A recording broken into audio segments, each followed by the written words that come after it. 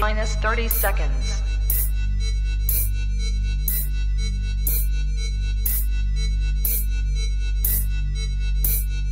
T-minus 20 seconds.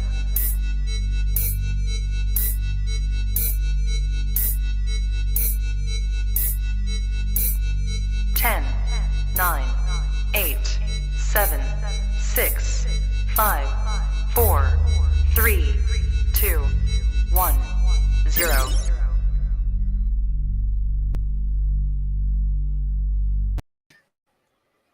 Well. Long time no see, but you are now tapped in to the coolest reptile podcast in the world. I'm your boy, MJ. What is good? If this is your first time tapping in, hit that subscribe button, hit that notification bell, drop a comment. Let me know how you're liking these episodes. It really means a lot to me. Want to get some feedback, so drop that comment. I'm doing random giveaways to people who drop comments. Let's go. I want to say shout out to all my subscribers out there, man. Heavy salute to you guys. If you're looking for exclusive content, if you want to get tapped into a community, if you want to grow more than what you're growing already, whatever. If you just want more than whatever you have right now, best thing you could do is go down to the link below, click on the Trap Talk Patreon link, and join the Trap Talk Patreon family. As soon as you become a part of the Patreon family, you get a link to the Discord, which taps you with over 145 trappers, diehard trappers, motherfuckers who are about their business. We all take care of each other, and we're all about the positivity. And we do call out Bob Smiths when needed. That's how we do things. I got to say, shout out to my Patreon members. I love you guys so much. Thank you for your love and support. And yeah, either way, if you watch this show, even not subscribing, thank you. You're still supporting me, motherfucker. But yeah, appreciate all you guys. I want to say this episode tonight is brought to you by my good buddy, TJ, over at TOFAUTI, Royals of Africa. One of my newest, freshest sponsors of this channel going to 2023. Really believe in my boy TJ, and I know a lot of people have met TJ at the shows and whatnot. Very professional. This guy is all about his business, man. I love it. This guy is a business man. He's a shit. I love TJ. Represents a lot, and I love this guy. I love what he has to show, and he's literally about to just wreck you guys with some projects that you guys aren't ready for. So either way, head over to Instagram. Go give him a follow. My boy TJ TOFAUTI, Royals of Africa. Thank you so much for your love and support. And then also, guys, for anyone out there who's wondering what is it that MJ does? What is this? MJ is the podcaster? No, MJ's not a podcast. I'm actually about the animals before the podcasting, in case anyone doesn't know that, right? So best thing you can do is go down and go to my website, thesnaketrapsessions.com. It's my first and ever website I've ever had. Never had a website before, so I'm really happy to show this to you guys. But welcome to trappodcast.com website. Where you can stay on top of all my trap stuff. You can stay on top of all my vlog stuff. You could stay on top of all my exotics, which is like, stuff I have available, stuff I have for sale.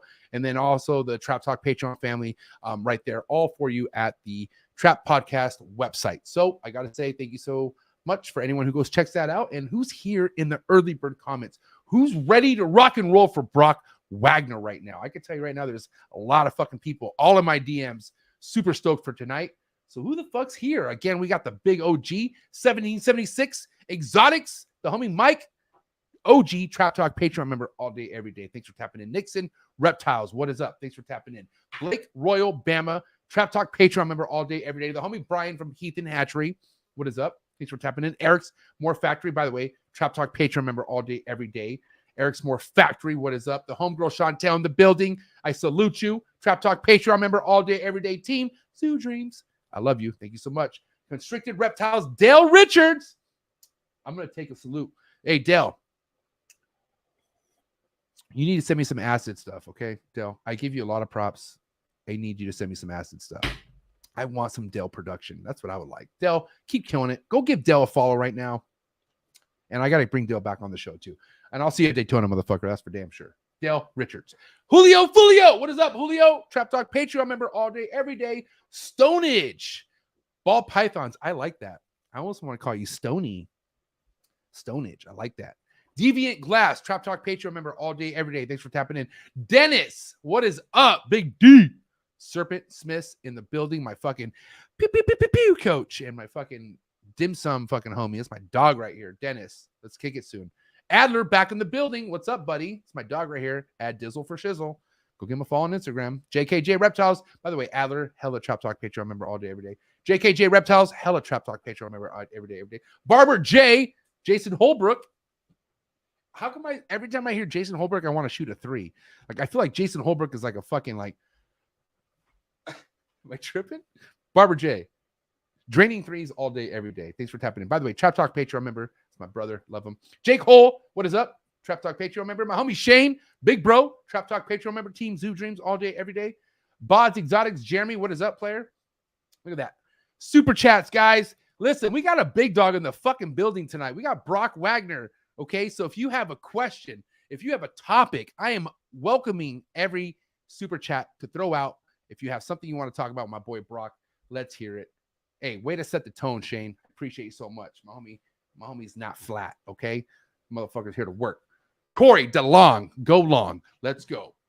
I think I just followed you on Instagram, man. I think I used to follow you, but I don't know. I'm glad I'm following you back again. I have issues. You know, everyone knows that. Shouts out homie Corey DeLong. Let's see. Who else is here? Let's see. Jaffe. Okay, Jaffe, the next time you come to Southern California and you don't come down here, we will have a problem.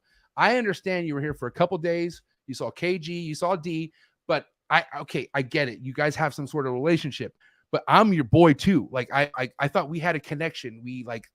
So next time you come down here, I need to know. Actually, you should fly into San Diego next time. I think I earned that next time. You should fly into San Diego. I'll take you to D. No, actually, no. They come down here because guess who has better Mexican food?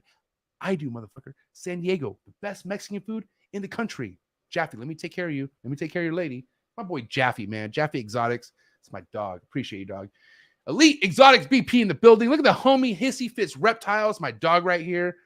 Trap Talk Patreon member. Holy shit.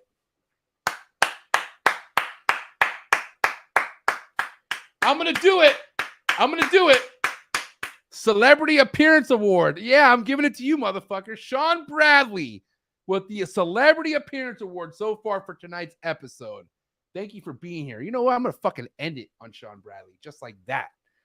God damn it, guys. I'm so excited for this round 2 with Brock Wagner because guess what? I've had Brock on a show well over a year ago.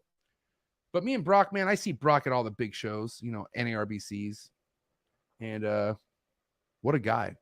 Motherfucker is he's really about this shit. He's been doing this for a minute.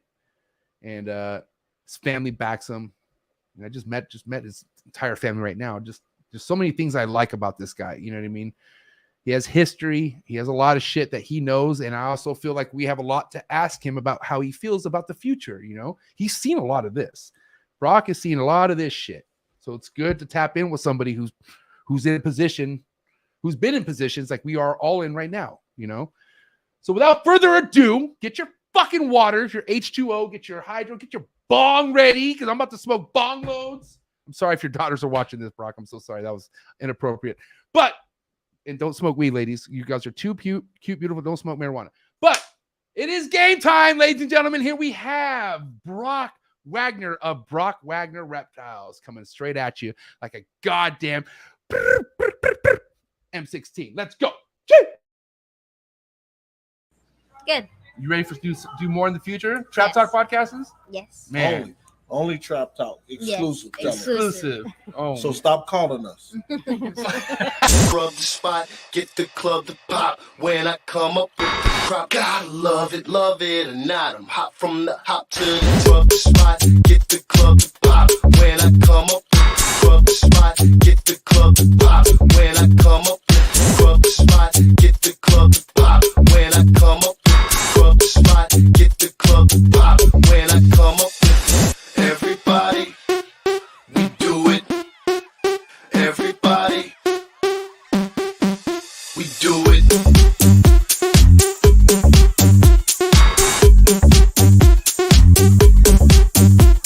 Do it.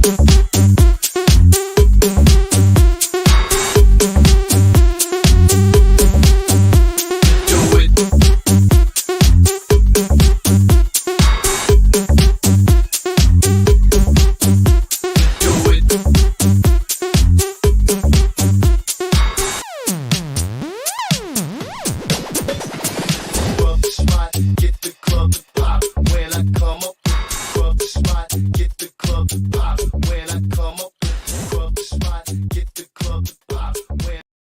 Listen, I got to just tell you, nobody's perfect at doing back-to-back episodes. I forgot to switch the intro and put Brock Wagner. This is Brock Wagner. What's up, everybody? I'm sorry for that, man. Don't worry about it. You had me laughing so much at the beginning. It was awesome.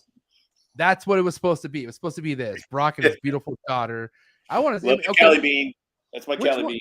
Which one's your mini-me, though? Is your eldest or your youngest? Actually, she's my mini-me. Callie looks a lot like me. Callie actually has my personality. She's actually the one that helps me with the animals the most. Right. But Alexis does help as well. And so like it's Callie she looks like me. She's my little mini-me, but she's cute. I'm ugly, so it's great.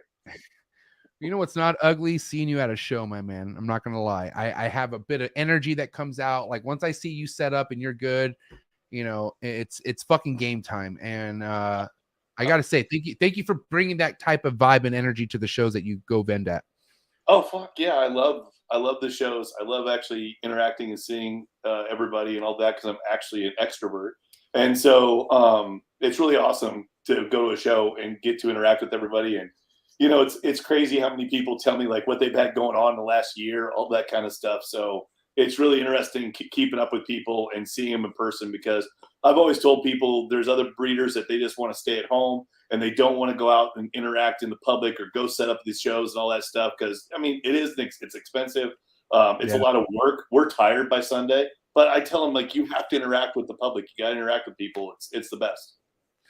You know, and that's what makes you what you are. Like, it's like, you know, fuck. Like, I mean, there's certain people who wouldn't be with who they are, like yourself, if they weren't people, like they weren't people person, like meaning putting yourself out there. Like Brock, anyone who comes by your table and shows you love, you talk to them for a minute. I've seen you, like you give them that same energy that they give you, but that's what everyone should do at a show. I feel like.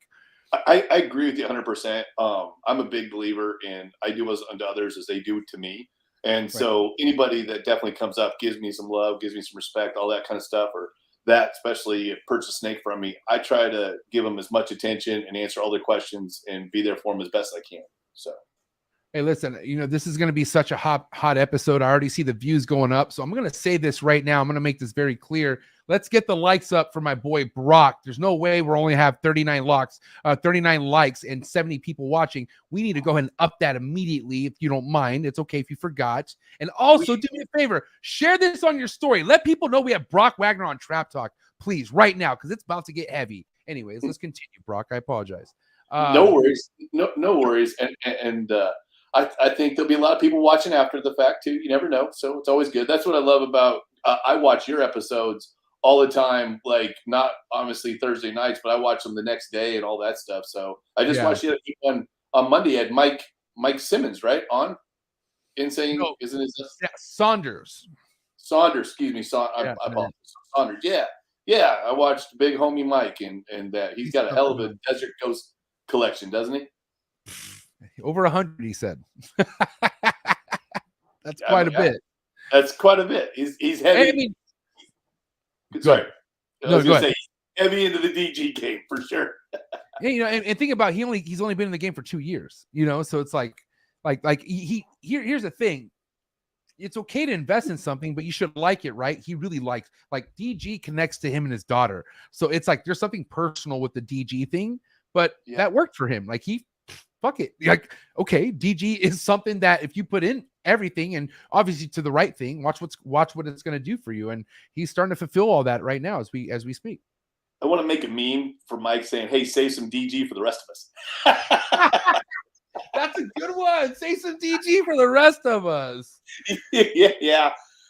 No, he actually was in Tinley. We did a little business before Tinley, and then he came to Tinley. I met him and his daughter. He's got a beautiful daughter. It was really nice. So, you know, if it's one thing that you're no stranger of is new genes up and rising and just being hot all of a sudden, right? Like you've been around, Brock. What were some of the genes that we could really talk about right now that you feel like are in your favor that you've invested in for quite a while? Like, you know, I mean, we talked about DG, but what's something that you kind of always held on to recessive wise that's bringing you to where you're at right now? Well, so here's one that I missed out on it this year, but like you want to talk about, like you're saying, hang on to jeans. I've been doing this. This is my 19th year. I never MJ could get rid of my G stripes. And so now I've been working this huge G stripe project where I want to make Batman G stripe clowns and all that kind of stuff, you know, and I've been working that angle with the red stripe and all that I want to really go with the G stripe clown project, but I've got a lot of grow ups and I haven't really produced anything yet, but that's one of those things that I didn't get rid of. And I'm glad I didn't, that I have those G stripe females so I can make myself some powerful animals and raise them up. So it's one thing that I'm looking forward to in the future. So as of now, what's locked in is DG and G stripe is what you're saying. Like that's kind of like the stepping foundation for what you have going on. Honestly, no. I'll be straight with you. I mean, if the two morphs that have done me the best this year, obviously, are still my sunsets, and then the monsoon project has been really, really good for me. It's two very juicy topics, man. Oh my God, Brock. I love it. This is why. So listen, two of the most biggest genes people talk shit about right now. Hurricane. I saw you on Monday, and you're like, I'm not so sure if I like the sunsets. And then even whoa, Brock. That energy was aggressive, buddy. Whoa. I'm just kidding. No. Here's the thing. I said sunset hasn't done enough for me. I said sunset hasn't done enough for me to feel like.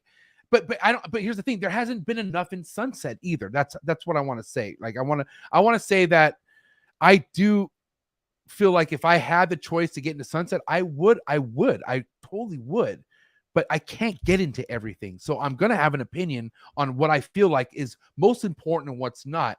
I could tell you right now, after seeing a sunset ultra mill, I think earlier this year, some shit, that changed my entire fucking mind on everything. Okay.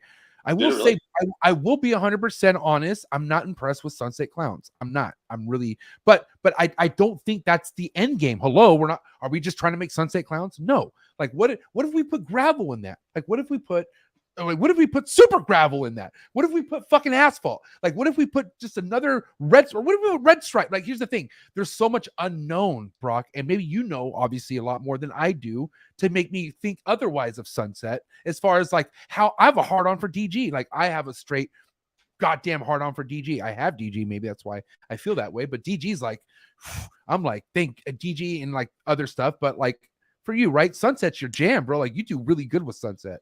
And I do great with the sunsets. I agree with where you're going. I love the Ultramel sunset stuff. We're working Ultramel puzzle hypo sunsets. That's one thing we're working right now. So we understand because I mean, there's a lot of people that how do we word this? We've sold a lot of sunsets, but honestly, it's really still untapped. There's so much stuff that hasn't been made with the sunset yet. That's why I'm not like, oh, don't ever, like, no bullshit. Get that sunset. Are you kidding me? Like that, like there could easily be something to happen with sunset to make it 30, 40K again. Like, hello, like it could be that snake. I'm telling you, like, you put the right thing in it.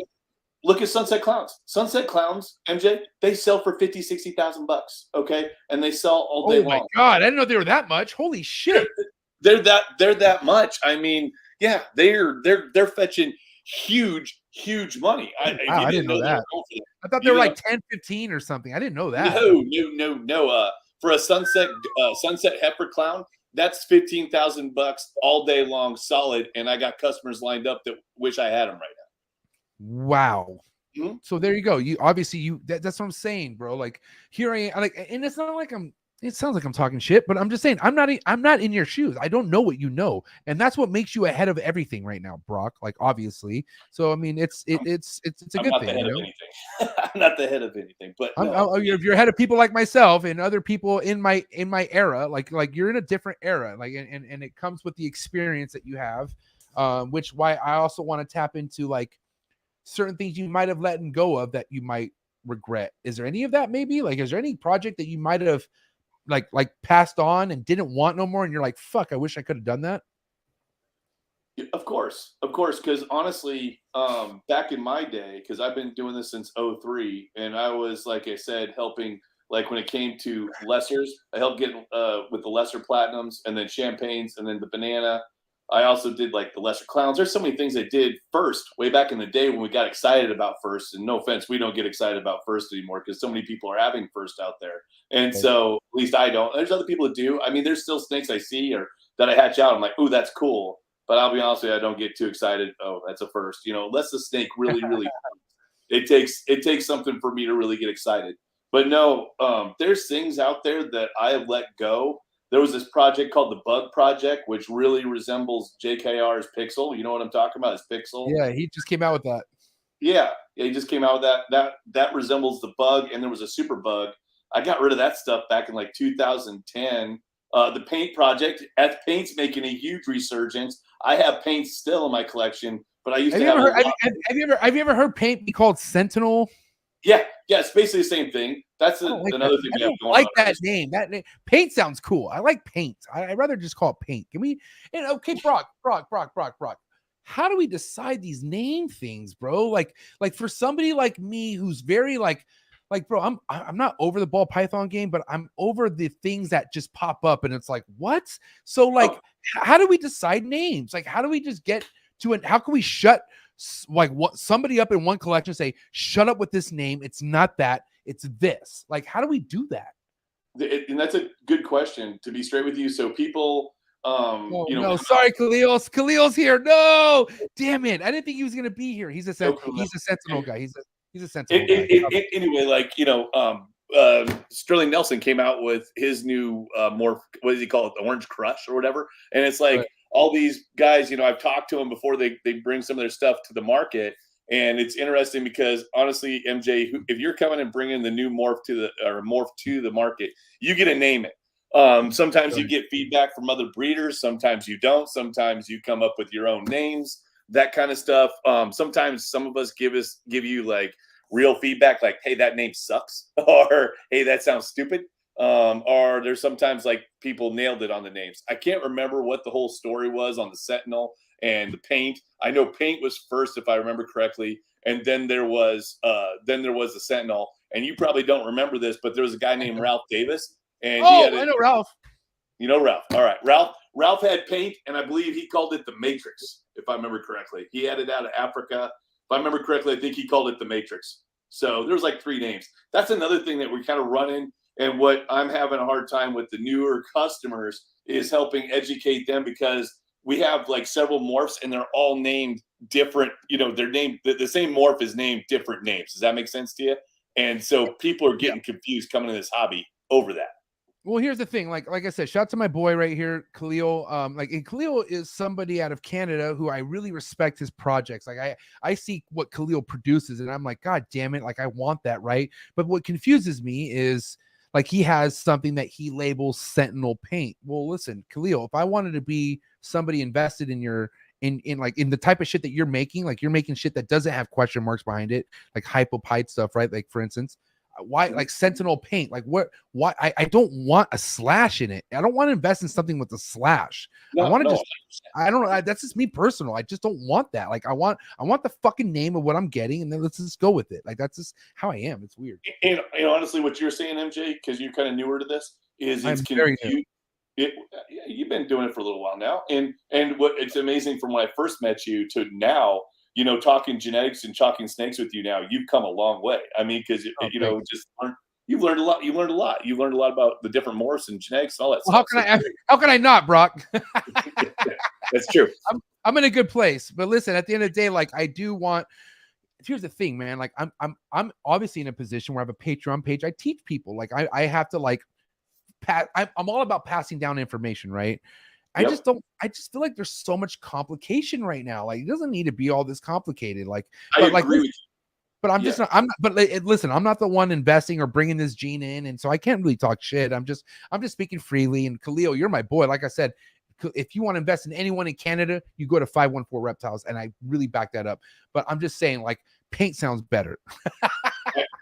I agree with you. I thought I was looking over the comments. It's like Sean Bradley was right. I think Charles Gillespie or whatever came up with Sentinel. You guys are taking me back in my day because I've been doing this for so long.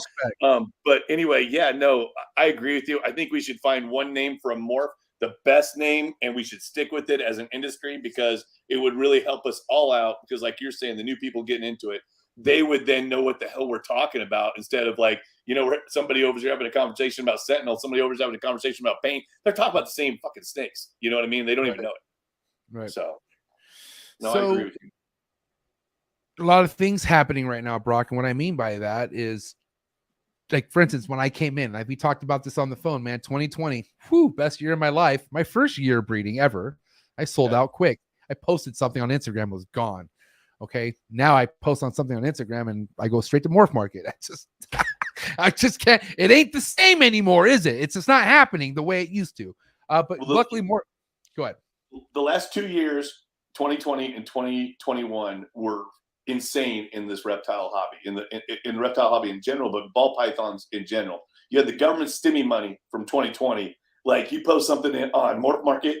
I remember some of us used to, like, we posted, we didn't sell it within 5 days and we felt bad. I mean, because it was just, it was turning and burning so fast. It's been great. But you have a lot of outside factors from the ball pythons going on right now with our government, and we're in a recession, if not going into a depression, and things are going to slow down. Plus, MJ, we got a lot of people, you guys, influencers, you're part of that. You're bringing a lot of new blood, a lot of new people to the hobby, and they're now starting to produce snakes, and they've got to sell their snakes so they can buy higher and better genes, Yeah. Now, with that being said, like how much, because I've been in this a percentage of under 10 as much as you've been in this as far as breeding goes, but I'm already mentoring and getting people like for instance, like I have production from 2019 and 2020 that I held back that's already laid eggs for me, and I'm not smart enough for me not to sit on this no more. I've already done it. Like I need to pass it on, right? But I'm already finding the right people, like the right fucking people out there who are like in my position 3-4 years ago and have no foundation. So I'm like, oh man, this is perfect scenario, right? So I'm sure you've been there, Brock. I'm sure you've met people that like are like fucking just motivated, and they're just like, dude, help me. Like how can I get started, right?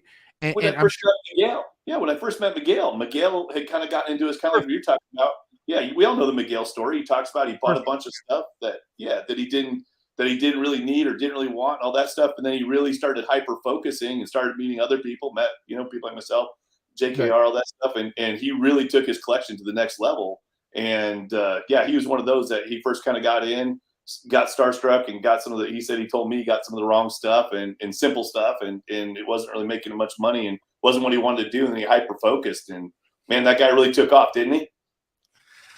Yeah, I mean, literally to another country. I think he owns Mexico now. Doesn't he own Mexico? Or are they getting no, he's a resident. He's a citizen now. He's a citizen of Mexico, which I mean, listen, I don't want to spill too many beans out there, literally. But he's in a position where he can buy property now. Like, hello, you're a citizen in Mexico. That means you could fucking buy property. There are big things happening in AEP world. I could say that. What's happening? I mean, it's a question right now. What might be on Netflix. I don't fucking know.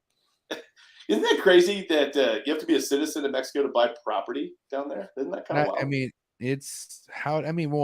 how wild is it just to even fucking live in America? You need a citizenship. You know what I mean? Like, it's just, I mean, Mexico, you could just go do what you want. If you wanted like to rent and live there forever, they ain't gonna say shit. You can't do that here in America.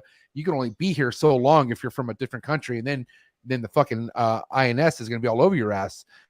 Mexico, I think they just want tabs on how much money you're making. They want to know what, like, okay, you're buying property, like they want tabs on your money if you're gonna be buying property there, which really, like, I don't know. Every time I talk to Miguel and he's in Mexico, I almost say a prayer for him. Like I say, Miguel, please be safe. I love you to death. Just be safe. Because like, dude, like I used to DJ down in Mexico. Like I used to fucking be down there a lot.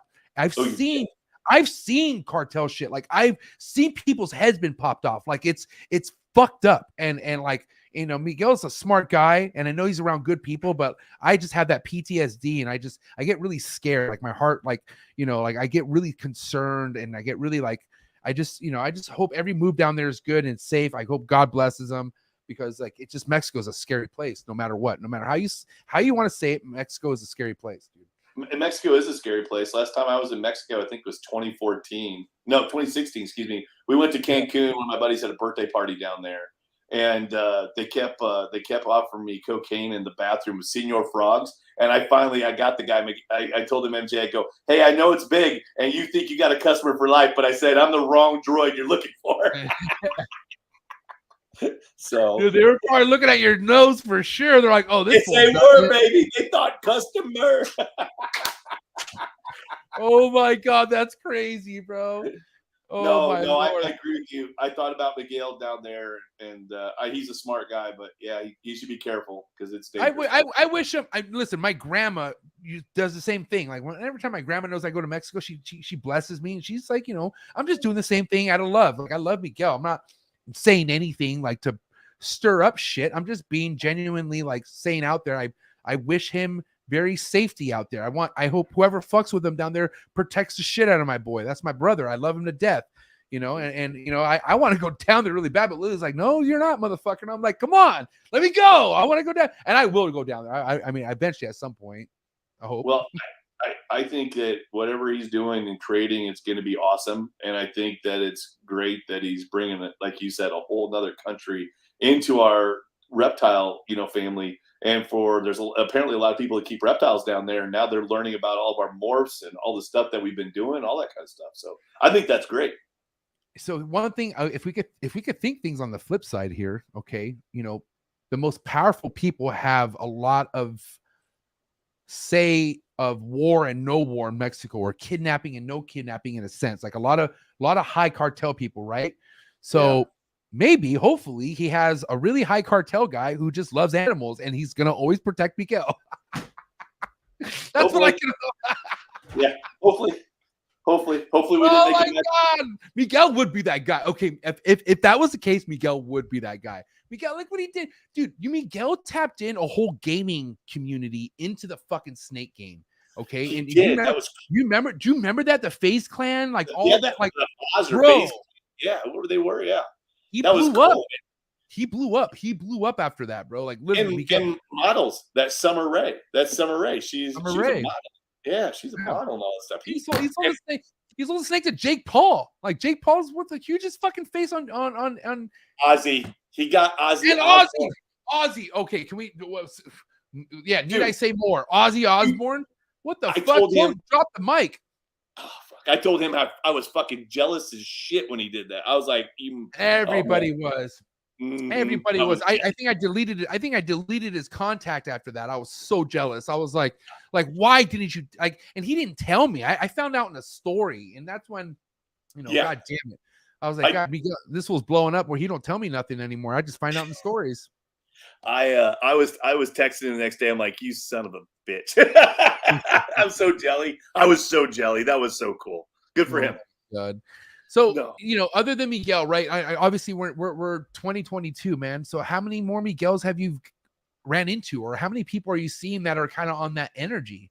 Okay, well, Miguel's energy is very hard to get to someone to that hard level. To match. You can't match that. It's hard. You can't match that. I knew when I saw him online, I was like, I got to meet this guy. I was like, I saw him, and when I saw him in Tinley Park, I was like, we instantly connected because I've got crazy energy, and he's got crazy energy. And then he showed me in Vegas that he can party me underneath the table. So that happened as well. So I knew that my Energizer Bunny, Winston Smith always calls me a volcano of energy. Well, I'm going to tell you right now, Miguel takes me and I can't hang. I'll be straight with you. I can't. Miguel doesn't stop. That's the thing with Miguel. He won't stop.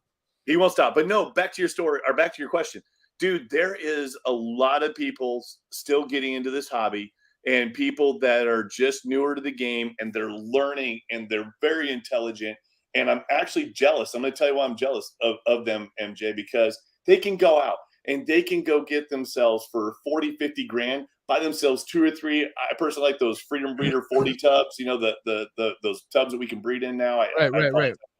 The rack, you can go get two or 3 of those racks, spend $9 grand or 10 grand, and then spend $40,000 on some really kick-ass double, triple het recessives with some codoms mixed in, and go start shooting for the moon. And I've seen so many people this last 2 years that I didn't know who the hell they were, and they're producing this awesome, quad recessive, triple recessive with 2 codoms mixed in, and it's fucking amazing. And so I'm actually jealous of a lot of the newer people. They don't be young. There's newer people that are getting into this. and they don't have like me. I personally, since 2018, I have been, I think you and me have talked about this. I have literally gutted my collection and got rid of so much of it, like 70% of it, to put newer, better stuff on here, because I was like, oh, the game's going this way and Brock's over here. Brock's got to come back and go over this way. And if I want to get over here, I really got to start, leapfrogging and doing more stuff. So I'm jealous that these people can go out there and get some of, even some of my babies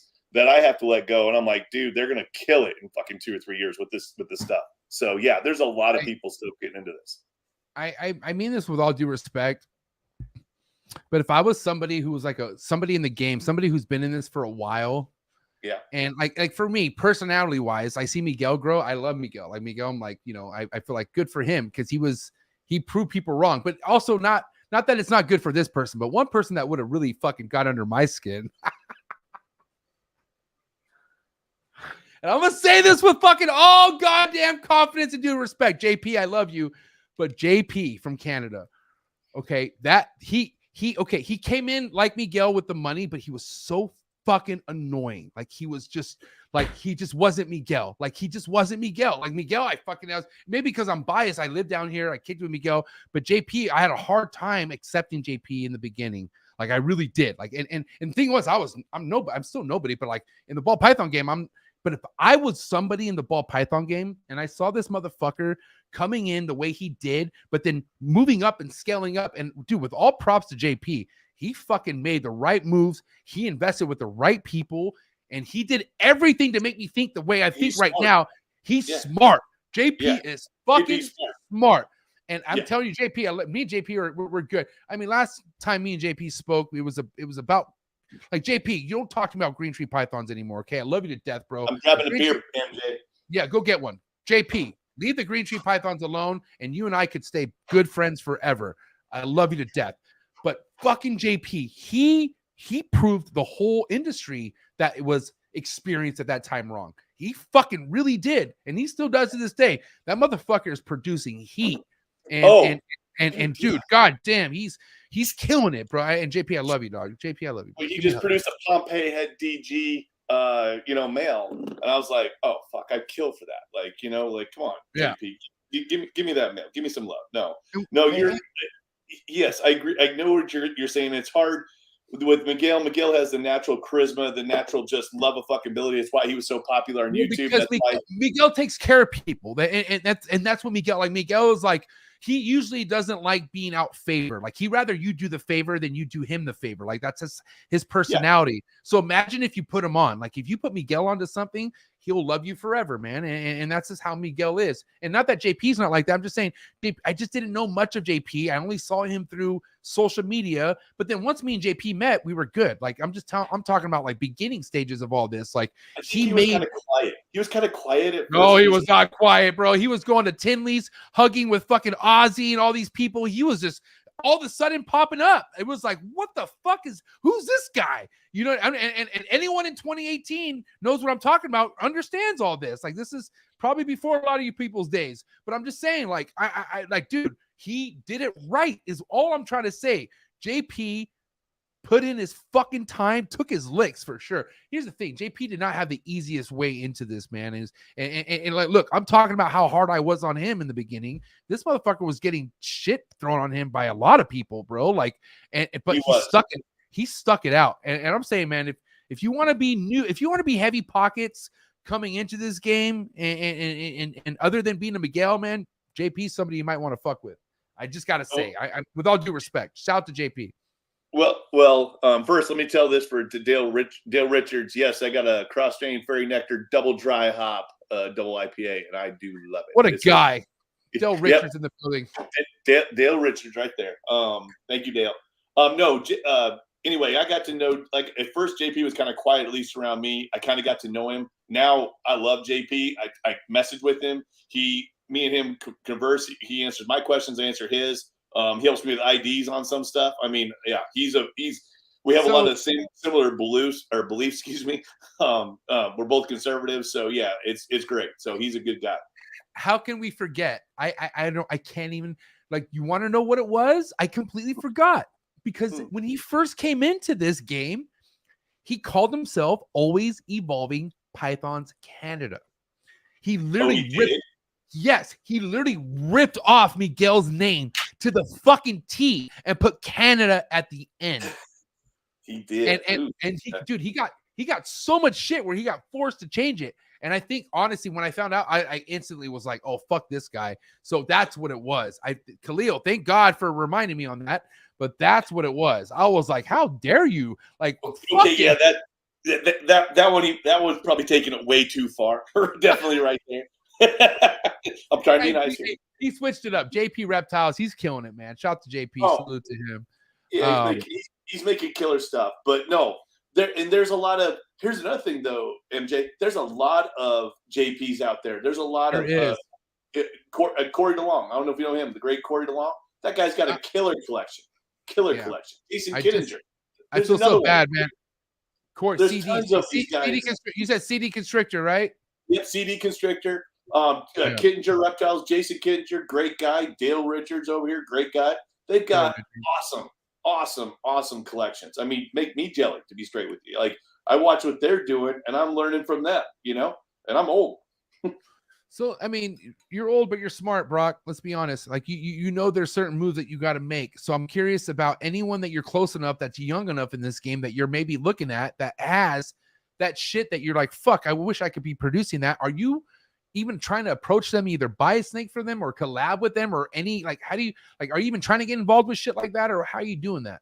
Okay, so yeah, obviously, and I don't want this to come across the wrong way, but if there is a new morph out there and I want it, I can obtain it. It's not out of the fiscal response. I can get it. But there's what morph? What's the morph? What, can I know what the morph is? Is it Sentinel? Just kidding. There's one. It's not Sentinel, brother. There's one more gene I want to add definitely to the colony. And it's rare. It's over in Europe. I want to get that Cosmos gene, to be straight. Dude, you can't, dude. Come on, bro. It's here. Fucking, what's her name has it? Brittany Gobble. Yeah. I think she's got two. I think she told me she's got two. She has a clutch of Cosmos. I didn't know she had a clutch. What does she got? She won't tell me. She literally told me. She told me that the snake was on eggs, and that. I think I was pretty fucked up at Tinley. I hope that's what she said. I think that we talked for a while about the Cosmo, but Brock, let's talk about the Cosmo, bro. The Cosmo is so next level, bro. It is cool. So between you and me, there is some breeders out there that are speculating that is a Cosmos clown a super form of like something we already have. And that's what that is, just being straight with you.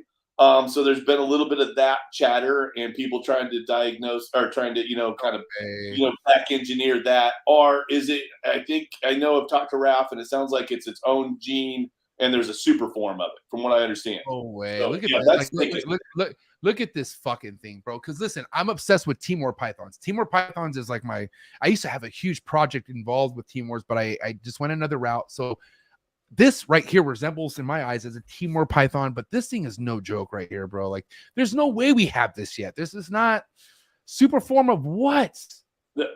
Well, I just don't know. Like, come on, man, help me out, guys. Yeah. I mean, there's things like there's the nanny, and I'm just saying some things out there.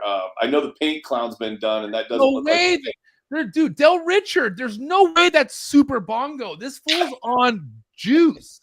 This fool's on fucking Florida juice. Some of those super bongo clowns, I think, I think Dale can answer it, but I think has there been a super bongo clown? I know there's bongo clowns, but is it super right? Dylan, I mean, Dale's not one to miss, so he could be completely right. But I'm just saying, bro, can we like, how can we figure this out, Brock? How can we get more Cosmo stuff? Well, I'm not gonna lie to you, it's a little difficult. This guy Ralph or whoever the fuck back in Germany, right? Ralph, yeah, he seems really nice. He seems he's super nice. Corey DeLong says it could be super redhead clown. See that? Corey could be right. That could super redhead clown. I don't see it. There's no way. Hell no. dude, okay, you guys need to really look at the contrast and the pattern in this snake. That's not affected by redhead. There's no way. And I'm not even a ball python guy, and I can tell this. This is something different. I'm telling you right now. Okay, is there any? So obviously, hold on. Brittany would be somebody to talk to about this because she obviously has Cosmo stuff with no clown in it. So we need to see the Cosmo stuff. Yeah, we do. I agree with you. Yeah, because I think she told me the Cosmo stuff. I think she told me she had a Cosmos clown, and then, like you said, a Cosmos something, or if I remember correctly. Here we go. We got a picture of a Cosmo right here. Here we go. Let's check this out. I'm curious. And Brock, honestly, like, don't favor anything that I want. I need you to just be real right now with me. Like, I just was real. I brought it up. You didn't bring it up. I know. You're right. I'm sorry. Yeah. I'm the one that brought it up. Yeah, touche. Here's a Cosmo. What do you think? Ooh. That's fucking diffy, bro. What is that? It kind of looks. That picture right there kind of looks confusion-ish with maybe some stranger tapped into it. Like, I mean, bro, that's look at the dorsal stripe. Look at the stripe down the fucking back end, bro. Like, I do like the dorsal stripe. I do like that. That is neat. That is neat, dude. It's one of those genes that between you and me, I want to add into my collection. No secret. I love that you say that, man, because anyone who's close to me knows how much Cosmo for the last 2-3 years has been something I've been fucking over the moon about. We'll say my boy Josh from JK Labs. He's the one that kind of like really gave me information on the Cosmo. And every time I would forget, he would revert me back to like who's produced it. And God damn it, I want it here. I definitely want it here. It's something that I want to work with, to be straight with you. There's so much stuff, honestly, MJ, that I want to do. Okay. And It's going to take and this is where we talked about this before, you and me. I think we've even talked in private about this, where the industry's heading is you got to have multiple recessives stacked in with the right codoms in there to make a really awesome stellar snake. And that's where the hobby is going. And I was going to, talk to you about this tonight. Is there's a lot of people out there that I know that, they're still trying to get up in the game and they're breeding codoms to codoms.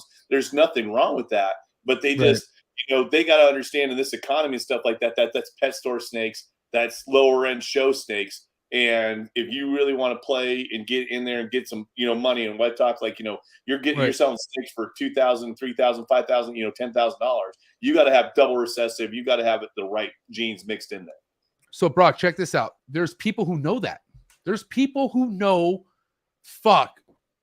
like, oh, man, if I make heads, I can't sell much. Well, hello. If you don't have what Brock is talking about right now, you better prepare. You better be prepared to not make money for the next 3 to 4 years because you're starting over.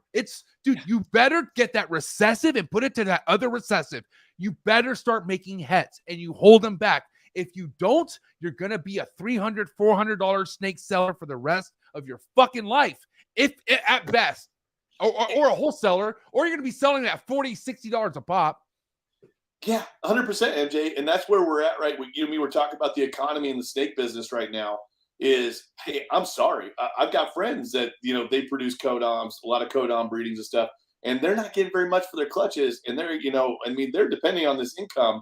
And I'm like, hey, dude, I have taken a huge hit the last, 3 years, getting everything, 70% of my shit out and bringing up new stuff and putting the heads and the double heads and triple heads in the shelf and growing them up. It's cost me money, but I know it's for my future. You know what I'm saying? But we have to be prepared to take hits. Like, like you need, like, and here's the thing. So what if you just got into this shit and you're just now figuring out that all your stuff is codom to codom? Switch it up. Dude, nobody's telling you you're fucking stuck. You need to fucking figure it out. A lot of people just here's the thing, Brock. Like, it's just like, it's not happening until it's happening. What I mean by that, it's not happening until they got babies and they can't sell them. Then what? Then you're going to be Mr. Pet Shop guy. Hey, Arnold, I have, they're het pies. Cool. I'll give you $20. All right. Yeah, I got some pinstripes and some pastels, and they're going, I'll give you $15 for the pastels, and I'll maybe give you $20 for the pinstripe. Yeah. And hey, if that's where you want to be at in this business, that's fine. Yeah, I support you. I'm not making fun of anybody. I'm just saying, don't come complaining to me if this is where you're at in the game and you want to be up here. Hey, I'm sorry, bro, but you got to spend some money. You got to invest you got to invest in this, and you got to, yeah, it's going to suck and it's going to hurt, and you got to make the sacrifices to put that money into the right morphs to make the cool shit. I'm glad you brought that up, dude, because listen, the way I come off, I make it seem like you have to be this way or you're fucking a piece of shit. No, listen, if you're fucking good at selling those snakes, those pet snakes, dude, God bless, dude, if that's what you want to do, fuck yeah, that's fucking perfectly fine. But I'm talking about people who are just coming into this that want to be Brock. People who are just coming into this that want to be an Aussie. People who are just coming into this that want to be a Canova. They want to be Miguel. They want to be Levance. Like, dude, like, do you know what it fucking takes? Do you understand the time? Do you understand that it happens when it happens? You have to take hits. How about get the fucking money in your head? Get that shit gone. Like, that needs a, like people, like, you know, and that's one thing about JP that like kind of annoyed me is like because it's ball pythons. It's fucking ball pythons. It's going to work for you. But he knew he was going to make his money back. He was so confident. Like he was so confident. And like, I was like, God damn it, you confident motherfucker. And hello, it's ball pythons. It's a fucking laid out deal. It is. He was smart. He's smart. He knew what he was doing, and he bought the right shit, and he clearly knows how to breed and figured that part out. That part, MJ, is also another thing we got to bring up is, you know, people out there complaining on the internet and saying, well, I invested $5,000 in stakes. I haven't made my money back, Brock. Why would I put another 5 into it? Blah, blah. I'm like, well, have you bred anything? I'm watching your page. I'm watching you on social media. You're not producing anything. Hey, this is a full-time life thing. Like, you know, there's trips, that I wish I could have taken the last 20 years, but I can't take because I got a colony of animals that I need to take care of, and I don't trust anybody to take care of it the way I take care of it.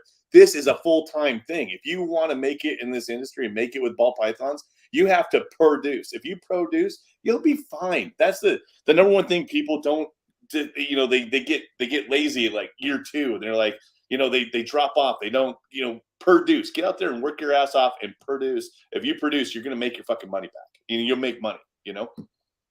I love this guy, Jared Smith, man. I got to say, you don't know if you know who Jared is. Fucking, he's kind of an iconic bald-headed guy out of Texas. Which Arlington, you do go to Arlington's, is that right? Like, I could have sworn I've seen you vending at Arlington's. Yeah, I was at Arlington last year, and I've known Jared Smith for a long time. He's a great little guy. I love him. He lives in White Settlement, Texas.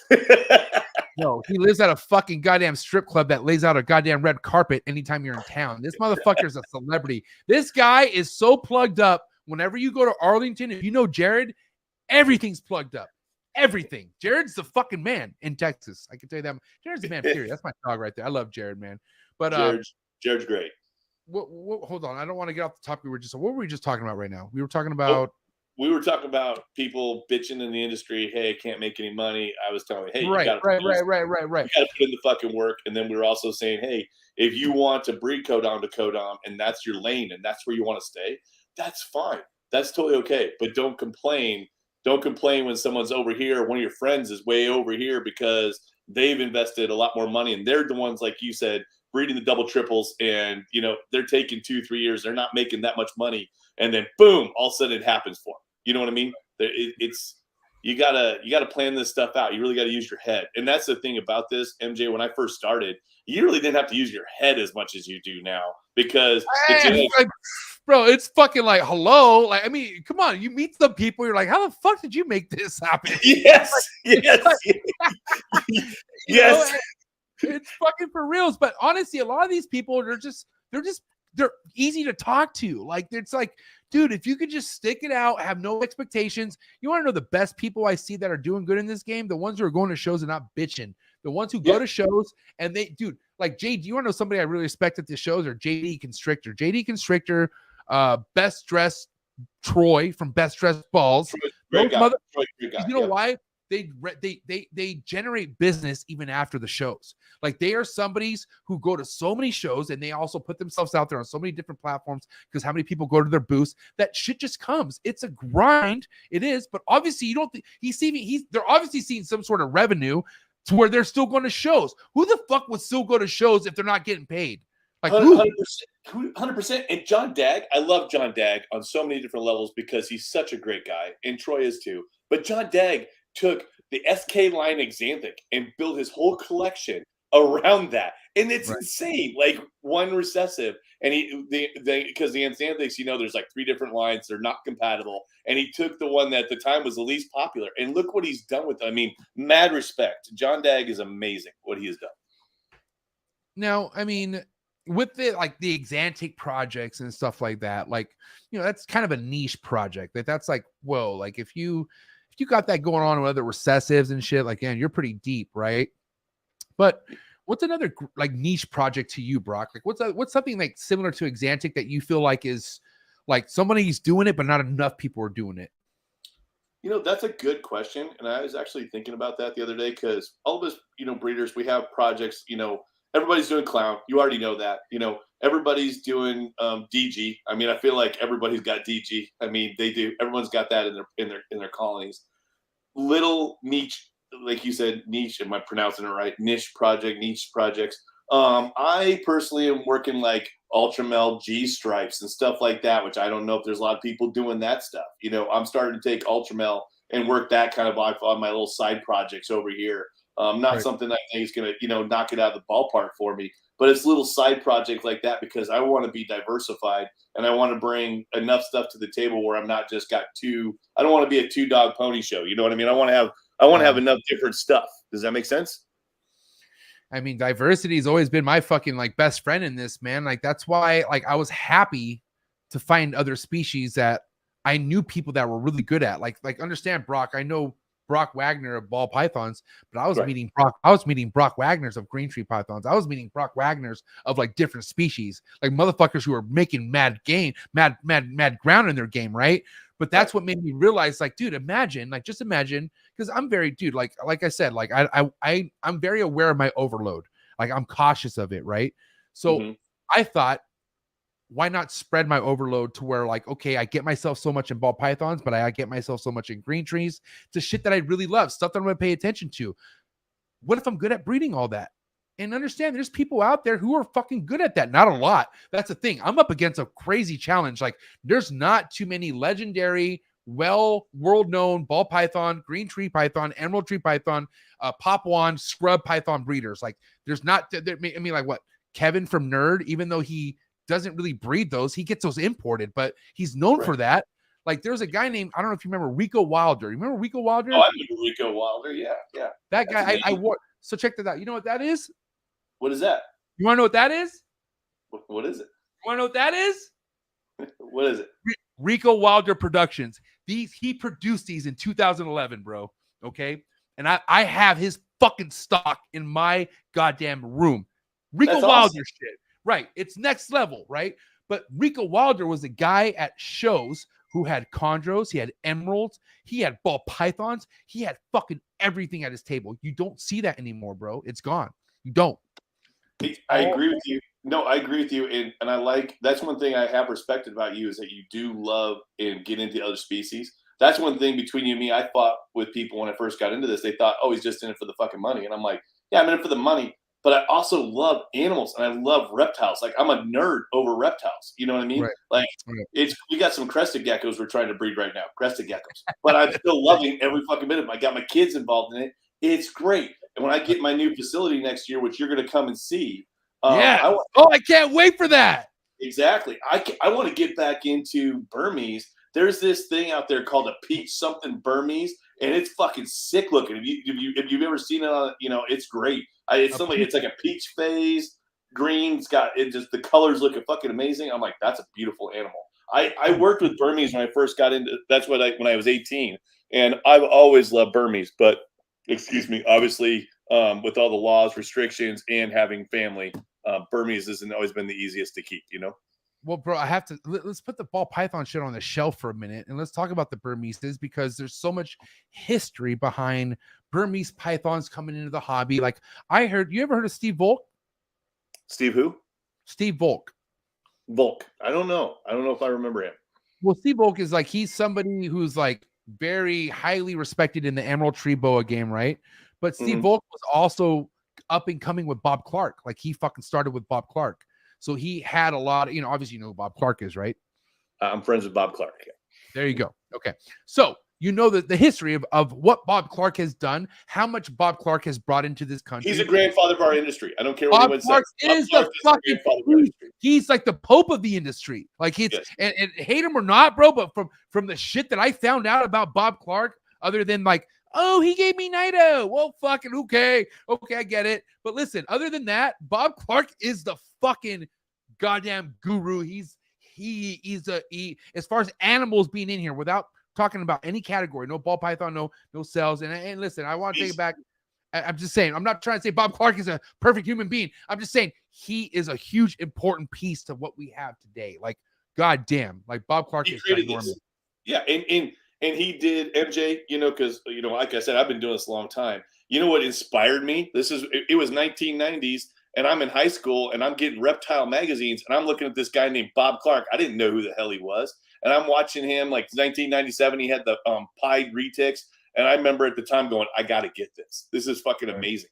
And way out of my price range. I could have never afforded it at the time. But yeah, it is amazing. Like just absolutely what he's done, because he's the one that did so many different species and did so much for the industry and really got us going, to be straight with you. And he's made a lot of money doing it too. He's lived a great life.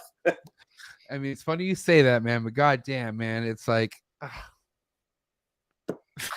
I mean, because listen, I had Bob Clark on this show like this, but it was during a very hairy time of this year where like there was, his lawyers basically said, do not go on a podcast. So are you serious? Like, yeah, he told me that. Right? So I was like, all right, fine, don't go on the podcast, but he's going to come on the podcast. I saw him at the show, Tinley, I think it was, and it's going to happen. But I want to say right now, and it's unfortunate. It's very unfortunate, Brock, but the biggest thorns, the biggest fucking goddamn problem with breeders that been involved in this hobby for so long is they don't really care about the next person, man. Like, it's sad to say, but they don't. And what I mean by that, like, follow through on simple customer service shit, like just simple customer service shit. And there's been, like I said, I'll have him on the show and we'll talk about it. But I'm saying there's been, and he's not the only one. I'm just talking about an actual example of this, but like people who've been in the game for so long, they made so much money, they just don't give a fuck. Like they just like, okay, you got a snake with no eyes? I don't care. What do you do? Something like that type of shit. MJ, there's people out there like that. And, how do I word this? There's people, and I've been in 2010, 2011. I mean, 2011 was a 7-figure year for me breeding snakes out of my house. And I remember because my phone was ringing and I'd have, I'd wake up and I'd have 36 mixed text messages and all that stuff. And used to tell my wife, I'm like, dude, I don't want to touch my phone unless it's $2,000, just because. And that was arrogant, and I never should have been that way. And I look back because I've been up here, I've also been down here. And let me tell you something. Once you've been, both places, it makes up here feel so much better. And then you try to fight to get back up there. You know what I'm saying? And you're right. There's people that have made so much money in this hobby that they don't care. They don't give a fuck. And you are correct. And customer service, at least to me, I pride myself on that. If you spend money with me and there's a problem, I will go above and out of my way to fucking fix it or to make it right, make it better. So that way I got a good reputation. I will. But Brock, I love you to death, but not even somebody like you who I think what you just said is genuine. Brock, I've never seen, I feel like you're a fucking down to earth guy, but I've had somebody on this show who said that you didn't do him by good. I had somebody on this show out of Canada who had like he gave this reason why he got out of the game was because the way you treated him and he was new. Yes, that is true. The situation was different. I actually didn't own the snake that he purchased. It was one of my friends, remain nameless. And so I brokered the deal and I got the snake from here up to Canada. The snake, it was a banana hypo. And at the time, I don't think it was a hypo banana, all that stuff. And to be honest with you, I'm not even sure if is there hypo bananas or is there something, bananas were so different with the sex length, all that stuff. Anyway, the guy was very, very angry at the time. Right. I apologize if I didn't handle him right. I like I said, because I constantly try to make things right with everybody, but he got really aggressive and really upset. And it wasn't my money to refund, if that makes sense to you. And so I didn't feel like I should give him his money back because it wasn't my money and it wasn't even my snake. But Right. he did drag me through the mud over it. And you're right, he came on your podcast and all that stuff. So that was great. So, but I've been doing this a long time. So you're gonna get there's people out there. We've talked about this before. There's people out there that don't like me, and that's fine. There's people I don't like. But I'm older now, and I'm more mature now. And hey, if you want to pick on me, you want to come at me, I don't care anymore. I don't want drama. I'm over it, you know? But Brock, let's be honest, bro. Like this happened when there was no social media. This happened 2009, or like this was a long. I think it was 12 or 13. To be straight with you, bro, I think it was 12 or 13. This is well before what's happening today. This is well before. So if any of that kind of shit were to happen now, I think it would be different. I just feel like you're definitely in an evolving stage where drama isn't what you don't want. None of that shit a part of you. And I'm sure you probably aren't a middle guy much now. I'm sure you learned a lot from that. You know what I mean? Well, I did it for a friend. Okay. I did it for a friend, and he didn't mean any bad intentions either. But yeah, bad situation. But here's the thing. The guy, and he even admitted this, that he still made his money back. It just wasn't a banana typo. And so that was the faux pas. And he was very, very, very pissed off about it. And anyway, yeah. And like I said, I was caught in the middle, and that guy, he firebombed me. And it was so funny. Before you had him on your show, I had forgotten about him. It was like 2019. I'd saved his email chain because he told me to go F myself. And I saved it. It's like 2019, 2020. I was like, I think I can finally delete this. Click, and it taught me a lesson. Don't ever delete that.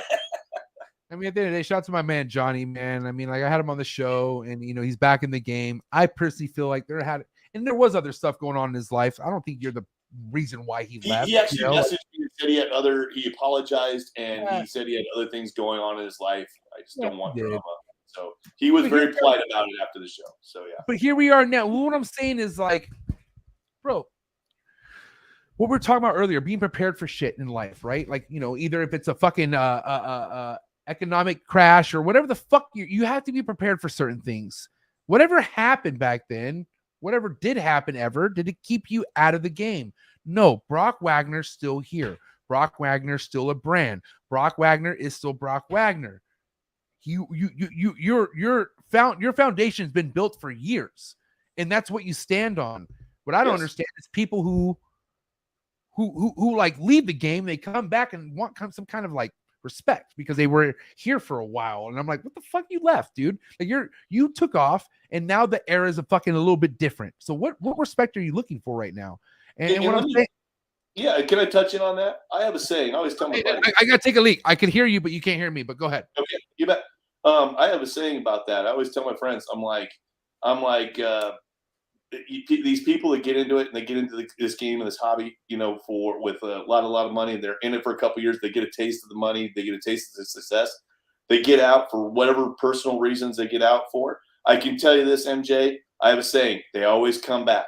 There's so many people that I see, and they've been successful for 2-3 years in this business, and then they always come back. It just seems like no one ever gets out. They'll come back. They come back in another form, another entity, whatever. They come back. It's once you get a taste of this hobby and this business, I think it's really, because you do love the animals, you do love the snakes, and it's something that's very unique. I think it's hard for people to stay away from. I've seen it in my almost 20 years of doing this, where people can't stay out of it. And back to what you were saying is, yeah, I've never left. I've been doing this hardcore since 2003.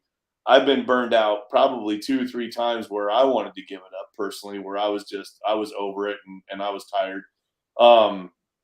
It's one of those things that when I look around at other vendors, you know, when I go to Daytona, I go to Tinley Park, it's kind of crazy, MJ, saying, hey, I'm one of the oldest MFers in the room now. You know, I'm one of the ones that have been doing this the longest time. And actually, I kind of I kind of get off on it a little bit now, because I'm like, hey, I've been here. You can always see me. You can always touch me. You can always come over and say hi to me. I mean, I have been doing this that long, and I never left. I've been consistent, and it's been a sacrifice in my personal life, and also on me physically and mentally as well. You know, but it's because I've been through some hellacious mental stuff in this. But yeah, it's taking a toll. But this business, this hobby, has also rewarded me beyond anything I've ever ever could have imagined. It's taken me to so many new levels, new places, and allowed me to do, and get stuff I never thought I could ever have. So it's great.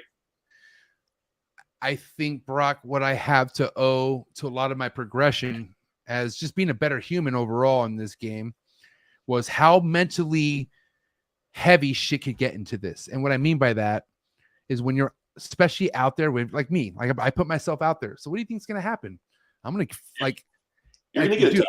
I've been tested. Like, let's talk about a year ago. Brock. Over a year ago, I almost lost you as a guest. Okay.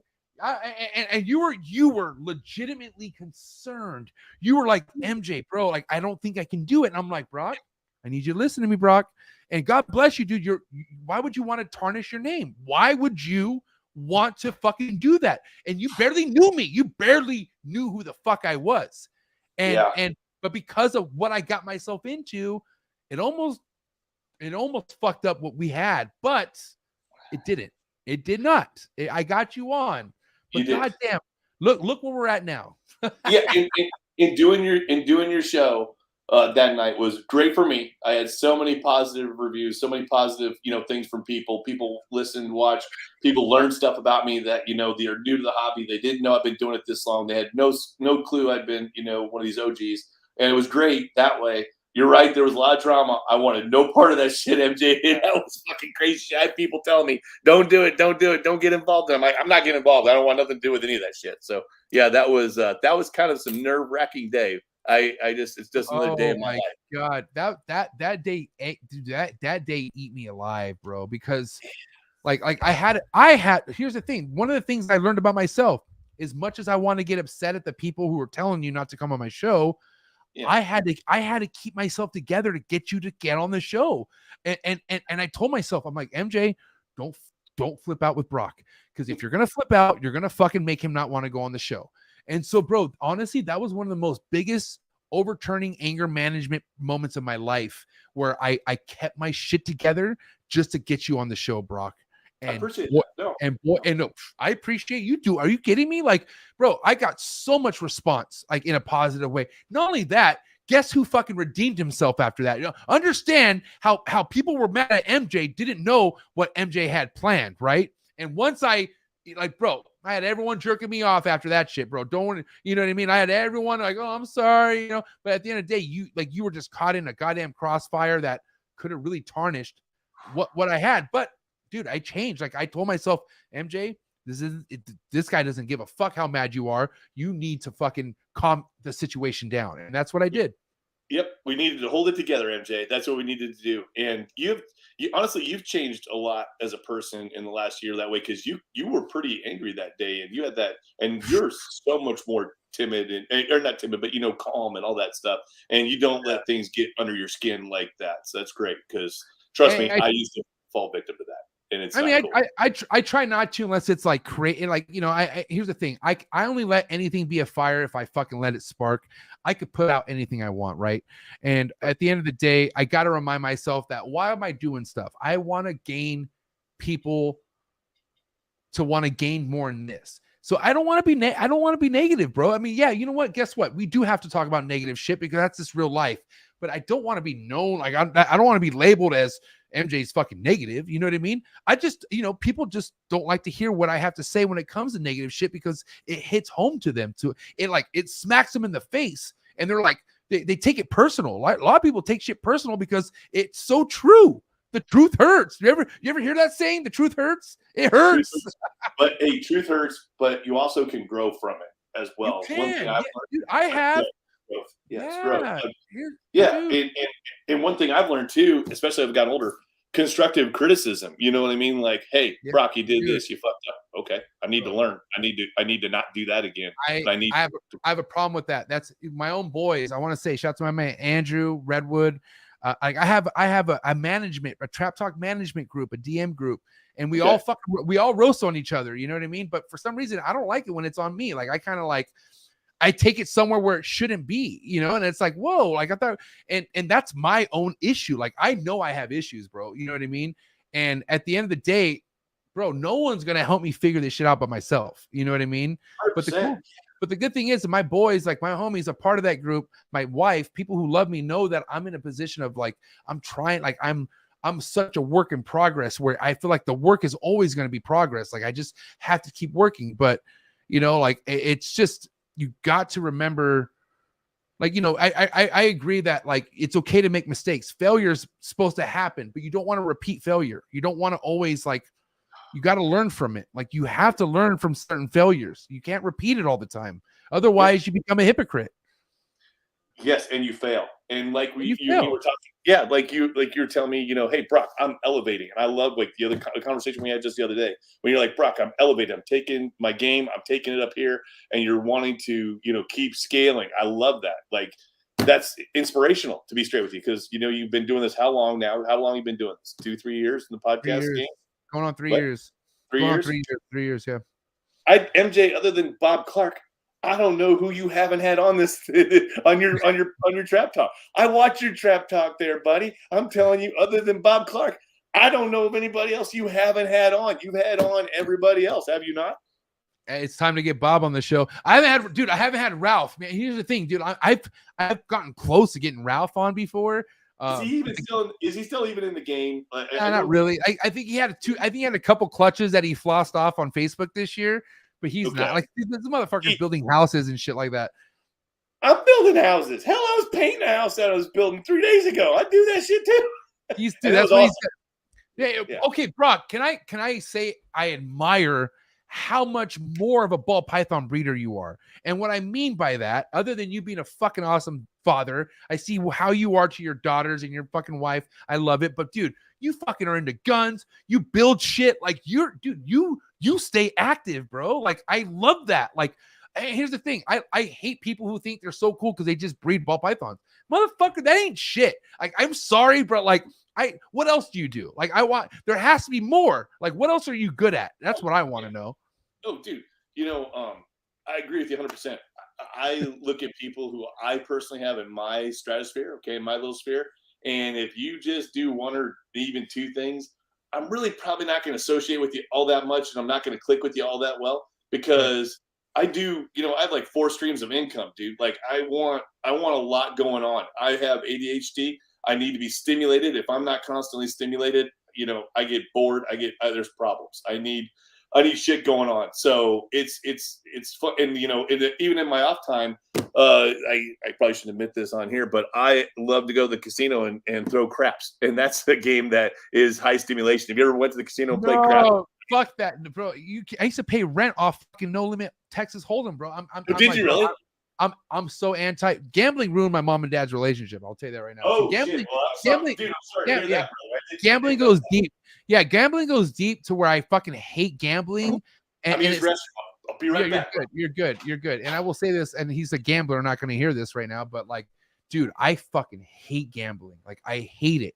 But I go to Vegas, I'll drop a couple $100, but like, I'm dropping that money knowing it's gone. Like, I used to gamble, and like I would have to make money back, and that, bro, like, oof, that's a terrible life to be in. And God bless anyone good at gambling. Some of my most loaded homies in the game gamble, and they lose like a motherfucker. My homie Tim loses like a motherfucker, but he also wins too. Actually, he said his winning percentage is 40%. No, his losing's 40%. I don't know. I'd rather lose on a fucking like pairing. Like, oh shit, that's not het DG. I lost. That's how I want to lose. Well, hey, I played craps with Miguel in the freaking wonderful Las Vegas, and I can tell you, I have sold snakes while I've been at a casino. I've actually sold snakes while gambling, and I thought that was kind of taking it to a new level. Listen up, check this out. We were at Caesar's Palace, and Caesar's knew I was with Miguel. Like they knew I checked in. We checked in together, right? Miguel lost so much money the first night that they upgraded both of us to like some fucking crazy suite. Like I was like, what? Like, what is happening? But we got like they fucking were like, here, we sorry you lost like 20 G's. Here, like, here's a suite. And guess what? He went back the next day and dropped another fucking 20 grand. I think he made it back.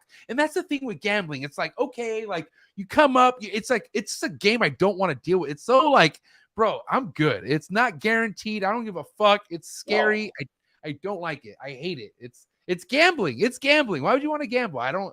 It's just me. I'm sorry. It's just No, well, because like I hate told that you, rush. I have ADHD and I need to be stimulated for whatever reason. I get on a craps table and I can forget everything for 4 or 5 hours and just enjoy myself. So, And that's the way it is. Yeah, fuck it. Whatever stimulates it. Yeah, I mean, because I got the real estate going on, I got the snake thing going on, I still got a job. Can't believe that. Got the family going on. I mean, I do What's a ton of. What's the job? What's the job? Oh, what was it? I don't want to talk about my job. it's all right. What do you do though? You can't tell me what you're like. What profession you're in, or like, are you a cop? No, What are you? Oh, I thought you knew what I do. You didn't know what I do. I knew real estate. I knew there was real estate, and I knew you were, fucking Mr. Gunman, and you breed. But that's it. Well, I've actually been a cop in Lincoln, Nebraska for 23 years. You're a cop? What the fuck? Brock Wagner's a cop? You didn't know that? Dude, are you this cool when you pull people over? Are you a dick? Oh, dude, I've changed completely as a cop. Like I know everybody on the street and all that shit. Like I actually worked 12 hours today, to be straight with you, dude. So yeah. Dude, you're a cop, bro. Oh my god, bro, you're the coolest cop I've ever met. Well, me and Andrew. You just mentioned Andrew. Andrew was talking to me just the other day. Andrew honestly is like special SWAT. Like Andrew's a lokester, bro. Like Andrew, he's sheriff. Wasn't he sheriff? He's a sheriff. He was, right? He was Andrew. I talked to him for a long time in Tinley Park, and it sounds like he was LA County Sheriff's Office? LA County Sheriff's, yeah. The thing is, like, now Andrew, I hope I'm not supposed to be saying this, but he works private security for like high-end, rich, loaded motherfuckers. That's what he was telling me about. Sounds pretty cool. Andrew's a deadly guy, bro. Like, Andrew scares me. Like, Andrew Lyons really scares the shit out of me, especially when he has a goatee. It scares the shit out of me. Like, it's all hair. It looks like a hairy pussy. It's just like fucking this, like, all hair, and it's like very scary. But like, I would never want to mess with Andrew Lyons, bro, ever. Like, ever, bro. I'm laughing over at the comments. You got people over here like, everybody knew I was a cop. I mean, dude, honestly, bro, honestly, like, I don't even want to tell you how stupid I kind of am. I am kind of like fucking like, but hold on. I don't want to call myself stupid on this point, because I was going to bring something else that would make me look stupid, but we don't have to bring that up. But hold on. I never heard that you were a cop. Nobody ever fucking told me you're a cop. That's great, because I don't talk. Honestly, I don't talk about it. To be straight with you, yeah, dude, I don't really talk about it. And I'm 2 years away from retirement. And I was on nights for 19 years, which allowed me to do the snake breeding thing during the day. And then, I did the copping thing at night, and I was on 12-hour shifts. And I just, honestly, it's not my identity. It's not who I am. And so I don't really bring it up, to be straight with you. I don't blame you, because like, I feel like it's easy to get judged if you like, holy shit. Yeah. It's not a good time to be that in America today. It sucks. It's terrible. It's absolutely terrible. Especially if nobody knows like how you are, your personality, how cool you are, and you say you're a cop. It's like, dude, I try not to judge cops, but I judge cops, man, because everybody judge cops. I fucking judge cops. To be straight with you, I don't care for cops, so it's okay. It is what it is. I fucking but here's the thing. My dad, goddamn, dude, my dad always had a strong feeling about cops, but he told me how to act around cops. Yes, sir. No, sir. Yes, ma'am. No, ma'am. And like, especially because, like, for the most part, I never had anything to hide. I'm not a fucking thug, but I got into a point in life where I was like, and I had shit on me and stuff like that. But what always got me out of it was just being good to the cops. Like, just fucking, just be cordial. Nice.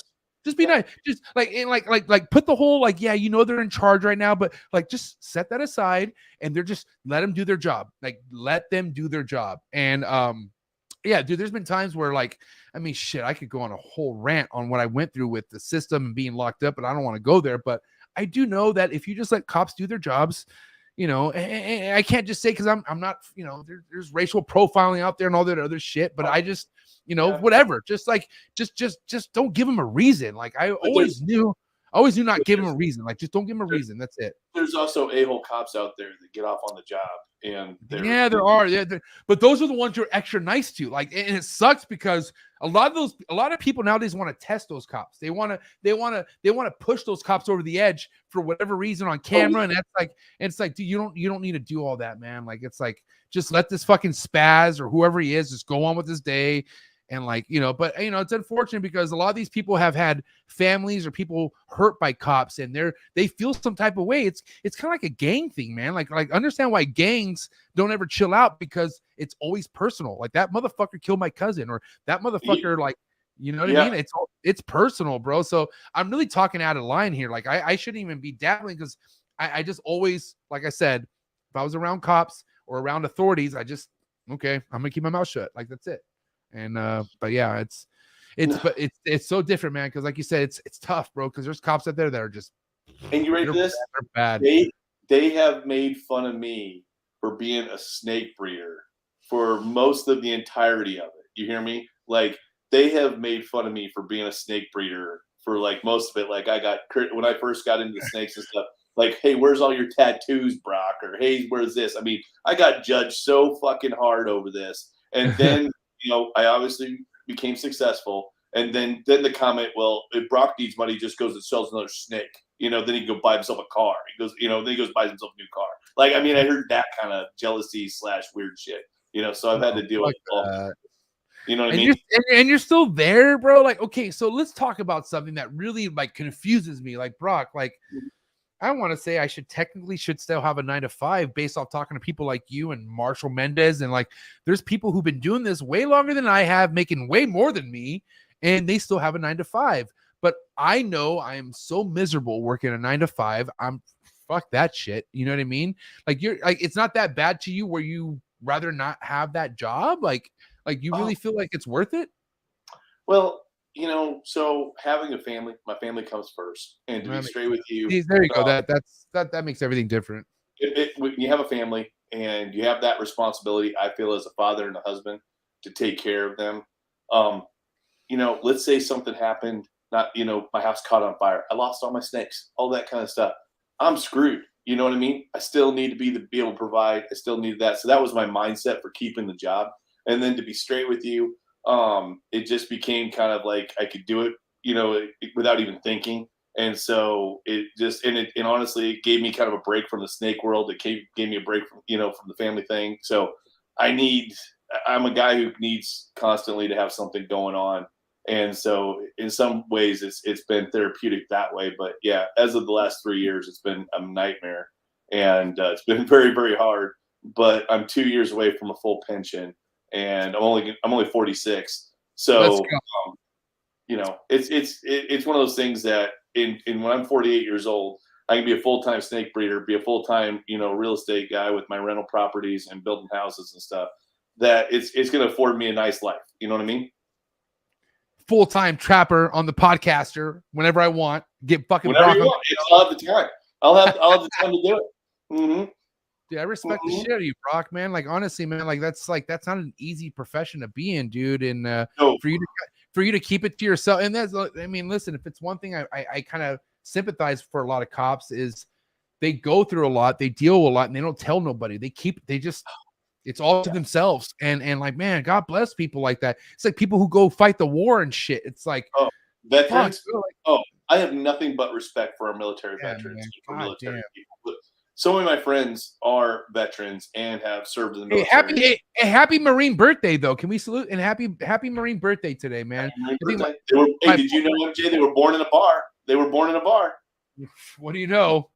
Hey, so Socrates, Antoine, High Desert Pythons, just a couple of people off the top of my head. Happy birthday to you guys. I appreciate it so much.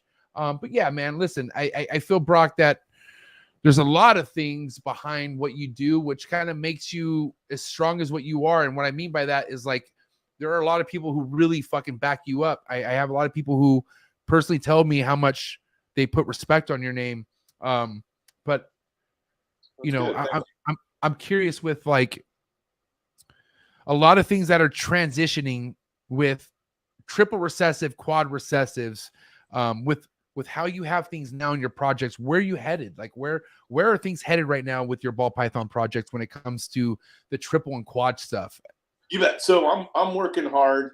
MJ, I want monsoon combos. I know that Irish reptiles. First of all, do you like the monsoon? I'm going to ask you that, because I know Miguel calls it the super pinstripe. That's what he tells me. That's how he calls it. What do you personally think about it? I don't. I like it. I like it 5.5 times less than the Sunset.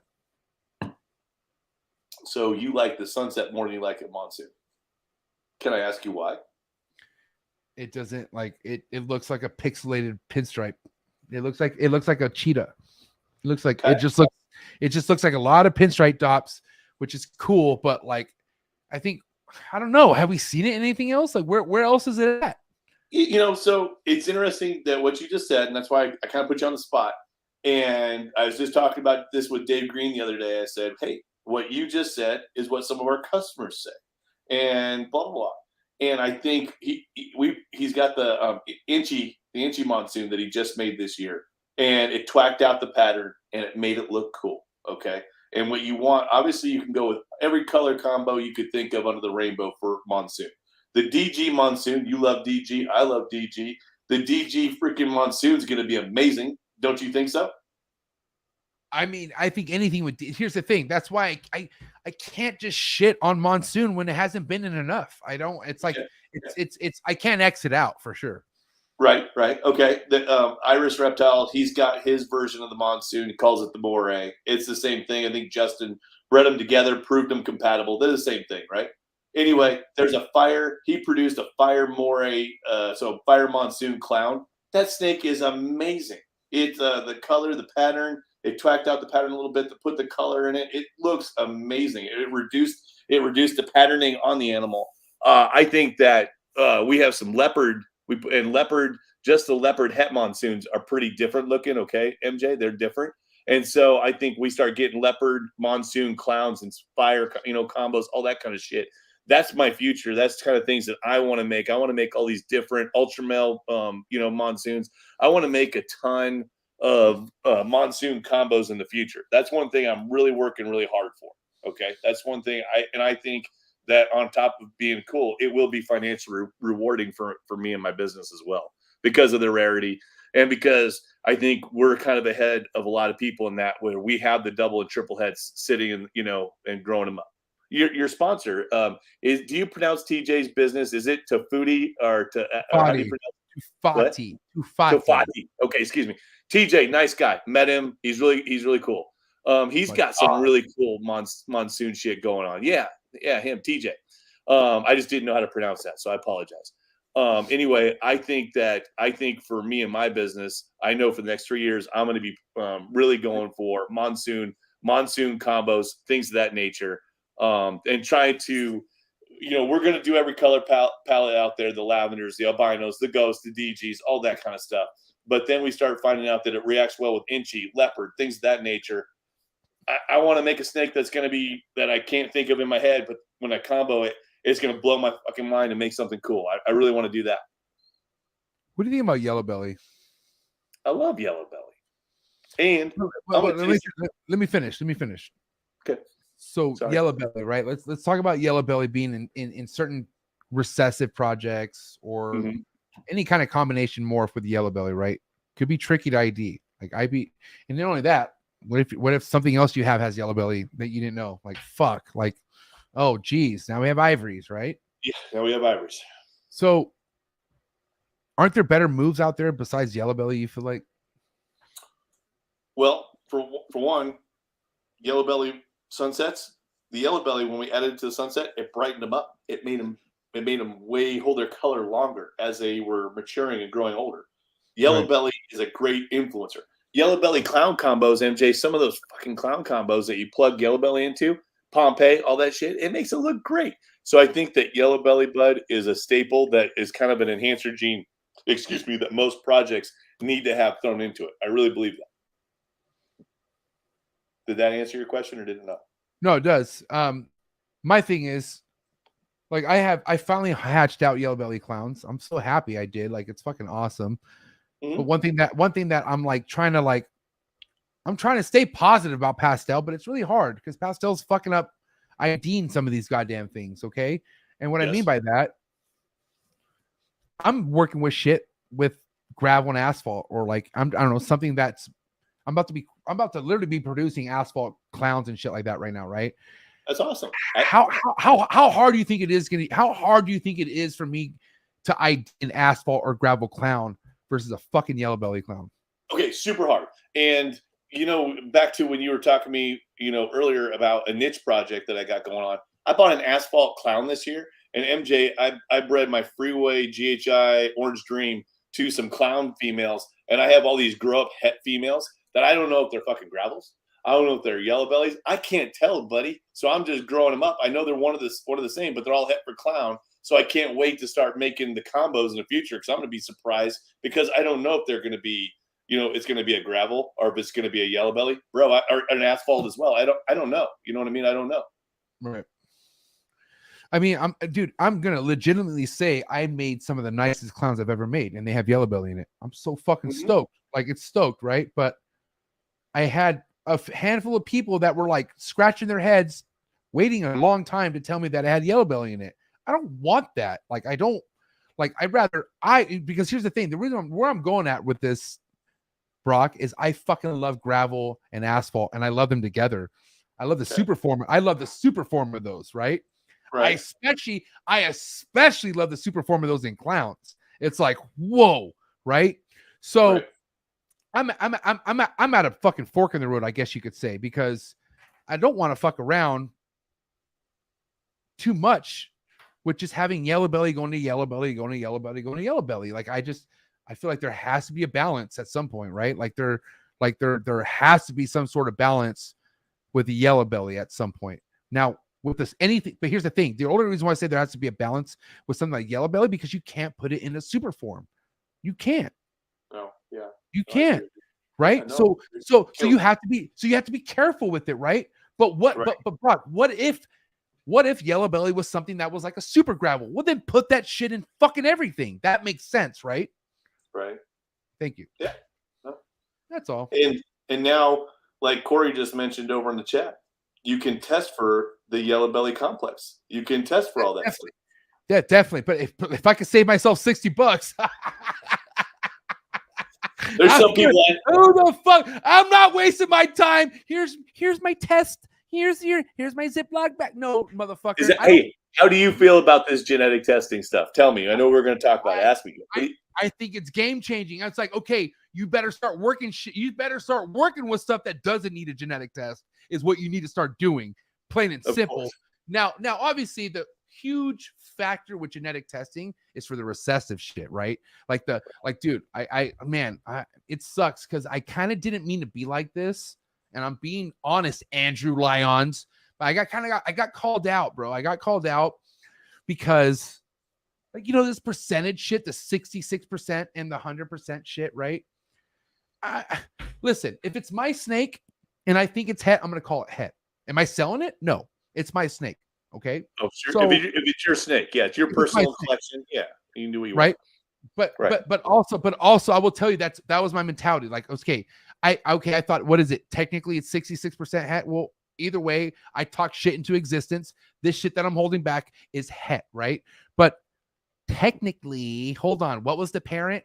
Oh, wait a minute. The mom was het. So this isn't double het. I'm sorry. Well, I'm sorry that you feel that way, but I'm keeping this shit and I'm calling it what I want to fucking call it. And it's up to me to prove it out.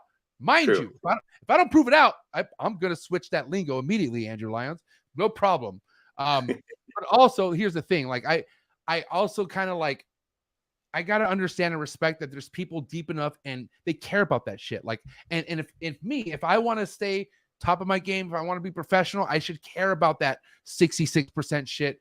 And especially if I'm not testing, right? So I do want to say I had to learn something from the homies to respect the other community people out there that, that I guess that percentage shit does matter. You know what I mean? And it is what it is, but fuck, like, I don't know, like, it's just like, even myself, bro, there's so much I learned to this day, bro. Like, it's nuts. I think the genetic testing is going to be game changing for our industry. 100%. Yeah, I have a spot nose ultra male that's a pos het clown male. Okay, he's a visual spot nose, ultra male. 66% for clown. I'm going to get him tested. He's going to be my first animal I'm getting tested. Am I going to test a ton of animals? Probably not. For the most part, on my breedings, I know what I'm making. So I don't really need to do that. Another thing I was going to bring up to you is, holy smokes! Here's a customer I had this week. I got a banana female maker male that's double het for sunset and clown. Okay. MJ, Right. I made it from a sunset het clown bred to a fucking banana clown female. Okay. You breed those together, you get 100% het clown, 100% het sunset. This person emailed me 3 times asking me if I would genetically test this animal before they bought it from me. And I try not to be a dick, but I'm just like, what are we doing here? Like, what are we? This is going to be a problem for us breeders and us sellers about the genetic testing. Is you got a customer like this guy who he couldn't wrap his brain around. I'm like, dude, you can buy the animal for me, send it in, test it all you want. I go, I know what it is because I bred it. Like, what is wrong with you? You know. So it's going to be a problem in that regard for us sellers. I can tell you that. It's going to be the problem for the people who aren't willing to do this fucking goddamn legwork that we're eventually going to have to do. Like, think about the time where there wasn't even receipts involved. think about a time where it was just like, here, let me, like, like, bro, like, it's just like, fuck the genetic testing, bro. I'm talking about testing sick animals is the future. I'm talking about you're selling an animal for this amount. This person's going to want to test that this shit's nido clean. It's not sick. That I guarantee that's going to be the future. They'll have to figure out how to streamline, MJ. They're going to have to figure out how to streamline and make it cost effective on the nido testing. You know, well, the more people do it, that's the thing. Once it becomes more popular, it'll become more of the norm. Like think about the people out there like Morph Market who will implement and make it easy for people. Like here's the thing. Like, you just got to be ready for it. Like, you have to be prepared for change because change is always going to come.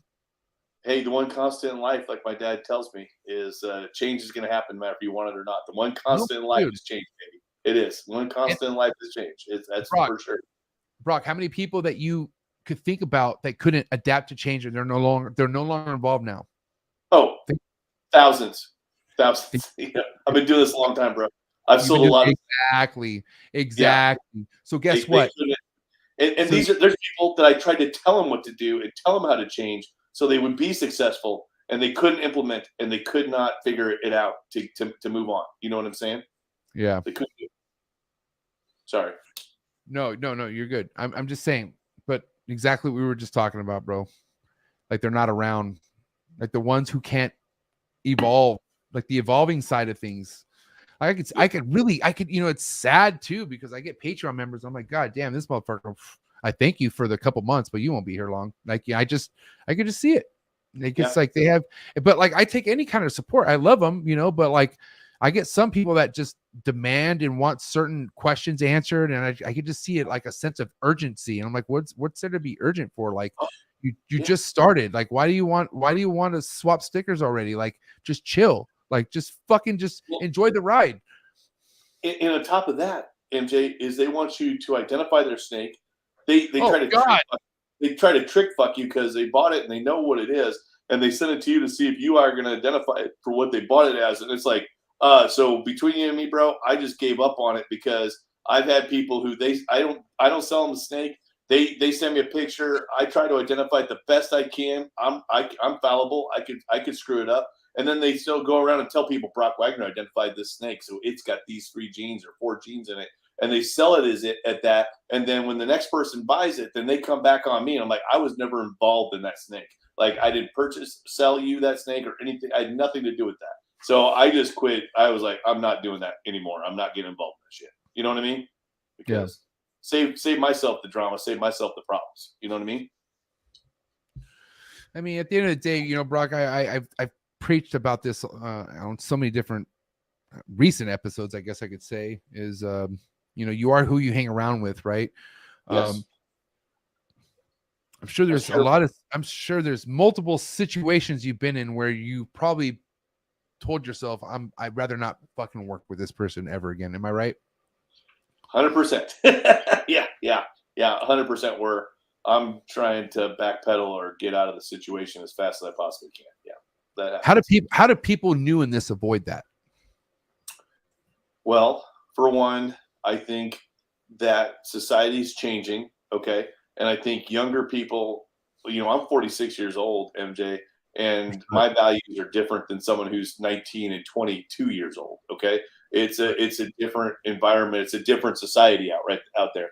And these people, they're used to having everything right now. I mean, they grew up with this thing that I never had.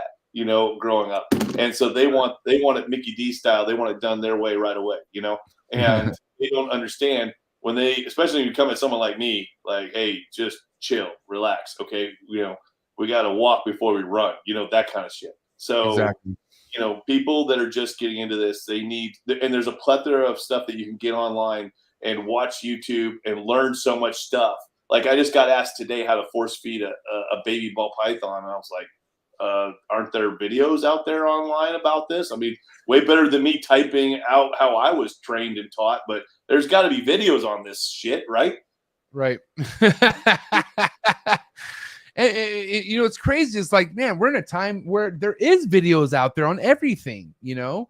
I mean, it's fucking all out there. It's like, it's almost too easy to get your fucking shit started in this now. It's like, it is. I told you earlier in the podcast, I'm jelly of the people, or jealous, excuse me, of the people that can get in now, come in. You know, I could give someone a $35,000 bankroll and say, hey, go out there and you know, steer them in the right direction. And in 3 years, they're going to be killing it, making some really kick-ass snakes. And, you know, they could be bringing in $50,000 a year from doing it. You know, it's pretty impressive. Like, I'm just jealous of what people can do now. Like back in the day, things were more tightly controlled. We only had X amount of morphs that we were working with, and it was a race, really hardcore race. Now that we're working with a lot of triple and double and quad, you know, recessives, people aren't going to be pushing those out real fast. You know, like when you asked Mike the other day about I thought your comment on Monday was really good when you said, well, hey, aren't there everyone out there working with DGs? Aren't they going to go down in price? You remember asking him that. And he kind of, you know, he asked, and you're 100% correct. Your line of thinking was correct, MJ, because you're like, I'm opening up my Instagram on this summer, and I'm seeing people producing DG clowns that I didn't even know existed. But you know, I'm friends with them on Facebook or on Instagram, or you know, someone's reposting their stuff or whatever the heck it is, and I'm like, I don't even know this person, and they're just produced there's three DG clowns right there. I don't even know who they are. You know what I mean? So there's a lot of people hitting things really hard. And God bless them, good for them. But, you know, with that being said, and I'm not trying to hurt anybody's feelings, prices are going to come down because, I mean, let's be honest with the snake industry here. We have a lot of new customers coming in. We have, you know, it's been great. The last 2 years were phenomenal, 2020, 2021. But people have got to understand, is that under the economic things that are going on, you know, we have to discuss macroeconomics or anything like that. But we have to understand that there's going to be a lot more production. Prices are going to go down. You're still going to make good money. And you just have to be realistic about what's all happening out there. Yes, I know you're saying like the sunset clowns. Sunset clowns are hard to produce. There's not that many of them out there. They're highly desirable, MJ. And yeah, they fetch $50,000-$60,000 all day long right now, which is crazy. I know. I mean, no, but it's also coming from somebody who works with that, and like I said, I'm on the outside. I'm on the outside looking in. I don't know. No, and I sell them. I sold monsoons this year, you know, and stuff. And dude, you know, you can get 20 grand for a monsoon, right combo, all that stuff, especially overseas. It's not hard, MJ. It's not that hard. And I sell a lot of the double heads last 2 years. I mean, it's been amazing, absolutely amazing money, you know? So yeah, there's because it's rare. There's not that many people out there that have them. And I always try to stay on the forefront of a lot of that stuff, bud. And yeah, the money is good when you can do that, but people also can trust me. I give you the double and triple heads. They are what I sell you. And trust me, if there's ever a problem, I take care of it. So yeah, you know, you gotta be on your brand. I already know you think about this when you go to bed at night, motherfucker, and don't lie to me. What's going to be the groundbreaking thing with monsoon in your eyes? Like if you could think about the gene that will break monsoon and shut people up altogether, what do you think it's going to be? I think the Anzanthic monsoon is going to be awesome. I really think that's going to be a cool one. But I do think the DG combos, Anzanthic and DG are the two. I think they're neck and neck. I kind of already have a picture in my mind what the lavender and the candy are going to look like. I kind of already see it. But I think the Anzanthic is going to be cool. I don't know why. I have strong conviction in the Anzanthic. I really do. Or DG Anzanthic monsoon. Holy shit. Yeah. Hey, what do you think about this? Everyone's all crazy and all hip over DG and Xanthic everything. I mean, I'm sure you've been to JKR and you've seen the DG and Xanthic Clown, right? You've seen that? Yeah, it's pretty nuts. I've never seen it. Is it pretty cool? Pretty black and white. It's literally like a fucking out of a comic book. It's nuts. Is it nuts? And I gotta say though, going to people like Justin's place is like Willy Wonka. It's nuts. It's you kind of understand how deep the ball python game is when you go to people like Justin. Not only Justin's, bro. I went to Will Morrow's place in Canada. Fucking RCR. Bro, that guy, here's the thing about Justin. He has a lot of everything, right? But Will is he's specifically good at a handful of recessives that he's just invested and sat on. He loves puzzle, man. He's got puzzle DG. Puzzle DG. He has puzzle DG shit. He is dude, Will Morrow's, man. That motherfucker. So his spaceship hasn't taken off yet. You're saying he's got his shit dialed into certain projects that are going to be awesome that he's really dialed into. He has a triple, from what I've seen, his triple recessive foundation is more solid than I've ever seen on any other facility that I've ever visited before. It's as far as the quality, it's stupid. I could literally see the future of the ball python game by going to people's places like Will's. It's oh my God.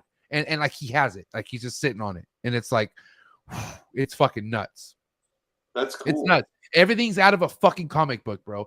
Everything looked like it's sketched. It does not look real. But that's the future of the ball python game. That's the beauty about this. We're figuring out how to keep these things looking good with age. That's that's going to be the turnaround, bro. These things used to look hot out of the egg and ugly after 2-3 years. They just went fucking. Yeah. When I first got into this, and like I said, I've been doing it a long time, is, the breeders used to tell me, hey, Brock, we sell babies. And I'll be like, well, this animal looks like this at 3 years old. And they're like, no, Brock, we sell babies. That's what people would stress to me is, Brock, we sell babies. Babies, that's what we sell. We sell them babies. You know what I mean? So, yeah. Look who's here. Good old Mike Saunders. Good old Mike Saunders. What a guy. Mike is in the house. So, yeah. No. That's I love what Will's doing with the puzzle stuff. Plus, I heard his Patreon is most active, best Patreon out there. Giving him a shout out for that. I'm not part of it, but I heard nothing but great things about it. That fool is killing it in the Patreon game, man. I'm not gonna lie. But listen, at the end of the day, he brings value. Anyone who brings value to a Patreon will bring Patreon members. I have over 140 Patreon members. I love my fucking Patreon members, but you gotta teach them or give them something. What's crazy is my Patreon members give themselves shit that they know all in the Discord, man. They all fuck with each other, and it's constant 24/7. But mind you, you gotta fucking give and support the Patreon members if you have a Patreon page. Patreon's not easy. Patreon's fucking hard. It's difficult. It's a grind. It is not easy. I can tell you that right now. Like I said, I love all my Patreon members. I respect the shit out of you guys, and I'm here to work for you guys. That's for damn sure. But it's a grind, bro. It's a lot of work. Yeah. Bro. I have no clue how Will keeps up with that many people. I don't know how he does all that. That has Will to does be it smart because Will has one tier, I believe. It's just $25 straight up. And the thing is, want to know why Will does so well? Because Will is somebody that does not sell anything. Will does not sell shit. That's what he's known for. He's known for the guy that you can't buy shit from. That is Will Morrows. So guess what? He actually owes me a snake. 6 months ago, I told him I wanted to buy a certain snake. Yeah, I don't have that snake. I think after this, he owes me a snake, to be honest. I'm giving him so much fucking reach around, Will Morrows. You hear me out? Give me a puzzle, something puzzle. But anyways, still, Will Morrows, because how much he's hunkered down, hold back shit, and just believed in his craft, he has built such a crazy following. People want to fuck with Will. People want to sit there and wait until Will has something to give out, and they're ready to fucking buy that shit. They're not fucking around. They're down, dude. That's why I respect Will so much. Will has a fucking diehard, loped out following, bro. The RCR Mafia is a real deal, man. I'm telling you right now. I believe you. No, I witness it and see it myself, and you are 100% correct. He owes me a snake that I'm supposed to be getting for 6 months. Come on, Will, I want my snake. All right, hey, check it out. I have a wrap-up question for you before we get into some hot seat questions here, Brock. You bet. you know, at the end of the day, bro, like you've seen a lot, gone through a lot. And what I mean by that, the market where it's been and where it's going, and you know, yada yada yada. For people out there who's just getting into this, let's just say within the last 2 years, have dropped a lot of money. Yep. Like let's just say it's their year, this coming year to breed. Let's just say it could be it, but there's all this talk about sales not happening and so many snakes on morph market, and you have Justin coming out with videos and, you know, giving them notes and shit like that. Like what is Brock's message to those people? What do you have to say to those people? I'm going to tell you, keep your head up. I've had this conversation the last month with a lot of people. You need to keep your head up. I mean, I sold 7 snakes today, for example. Snake sales are still going to happen. I encourage you to work your brand, get out there, work the social media, be a good person. Don't engage in the negative hate. Don't do it. People are going to try to draw you into it. Don't do it. Just be a positive person, be a positive force of good. Go out there, show your brand, show what you got working, you know, what you got going on out there. Interact with other people, other like-minded people. And if you do that, and the number one thing, like I've been telling you, if you produce, you'll make money. You'll be okay. Everything will be fine. And as you produce, don't forget this, because a lot of people forget this part. You need to level up. Okay, you conquered this level. It's time to take your stuff and go higher. You know what I mean? You need to keep leveling up, keep going higher. That's what I think they need to do. I mean, because at the end of the day, the ones complaining are the ones not leveling up. No, they're not leveling up. They're not. They made some money, whatever amount it is. They made some money. They're happy. They give it to their wives, girlfriends, whatever, you know, all that stuff. They go on vacation, all that other stuff. And they're like, look what I did. Or they buy a car. And then, you know. Bro, listen, that's best case scenario. There's people who don't even make money and they just give up. There's people who can't even stomach not producing anything for the first 2-3 years because they just want attention, and they don't know how to fucking just wait and just be patient and just let it happen when it happens. Like God damn, just chill out, please. Yeah. That's a society thing, MJ, what you're talking about right there. Everybody wants instant gratification right now. Society has become like that. And these are living creatures we're working with here. It takes time to grow them out properly, care for them, and all that, and then you get your reward. That's what makes it even more rewarding for us breeders. Is it's been 3 years I've had this female, and I finally get what I've been shooting for. It's amazing. It's a great feeling. You know what I mean? Yeah, I know exactly what you mean, man. And the feelings only get greater, from what I can tell. It only gets better. It only gets better especially as you get better, your collection gets better. Dude, you said it, bro. As long as you get better, you like us as a person always needs to get better. We always need, as our projects get better, us as humans need to get better. 100%. We grow. 100%. We grow, we die, motherfucker. That's as simple as how it goes. Listen, we need hot seat questions before you dip out, okay? Well, this isn't just 2 hours and leave. No, you need hot seat questions for Brock Wagner. I hope you guys are ready for this. Guys, can we please get the likes up for Brock? If you're just now tapping in, hit that like right now. How many likes do we have? I want to see how many likes we have. What are we at right now? Okay, we got 87 likes. Let's go. We can get higher than that. Let's go. We have 105 people tapping in. Let's get the likes up right now, because we have hot seat questions for Brock of Brock Wagner Reptiles. You ready for this, Brock? You bet. All right, here we go. Hot seat questions coming in hot. Best thing you can do, Brock, is just answer these as quick as you can. Ready? Okay. Here we go. 8 cut or no cut? No cut. Frozen thought or live? Live all the way. Pre first shed meal or post first shed meal? Post first shed meal. When it comes to a ball python hatchling first meal, we going hopper mice or we going rat pup? Oh, hopper mice all the way. Yay imports or boo imports? I love imports. One reptile you would import to your collection anywhere around the world, what would it be? If it wasn't banned. Doesn't matter. It doesn't matter what it is. Yeah, you're good. You're good no matter what it is. Actually, if I could import something, I would want a galil, one of those, those crocodile things with the big skinny noses. You know what I'm talking about? If I could find an albino Gariel, I think they're called. I want an albino Gariel. That'd be freaking awesome, dude. What about one reptile we should never import ever again? Leave it alone. Don't touch it. An iguana. Respect. To spray a ball python or to not spray a ball python? Spray. Favorite ball python codom? Favorite ball python codom? Lesser. Wow. Least favorite codom ball python? Least favorite I actually like that. Least favorite codom? Cinnamon. Number one double recessive project in the game? Ooh. Double recessive. What would be your pick? Sunset Clown for me. Got to do that one to you. Most underrated double recessive project in the game? Sunset Clown for me as well. Woo! Baseball or football, Brock? Football, brother. Favorite football team of all time? I love college football, and right now I'm an Ohio Bucks fan, baby. How are you right now an Ohio Bucks fan? How does that work? You're fucking Nebraska. I'm confused. I don't care for Nebraska, to be honest with you. My wife loves Nebraska. I don't love Nebraska.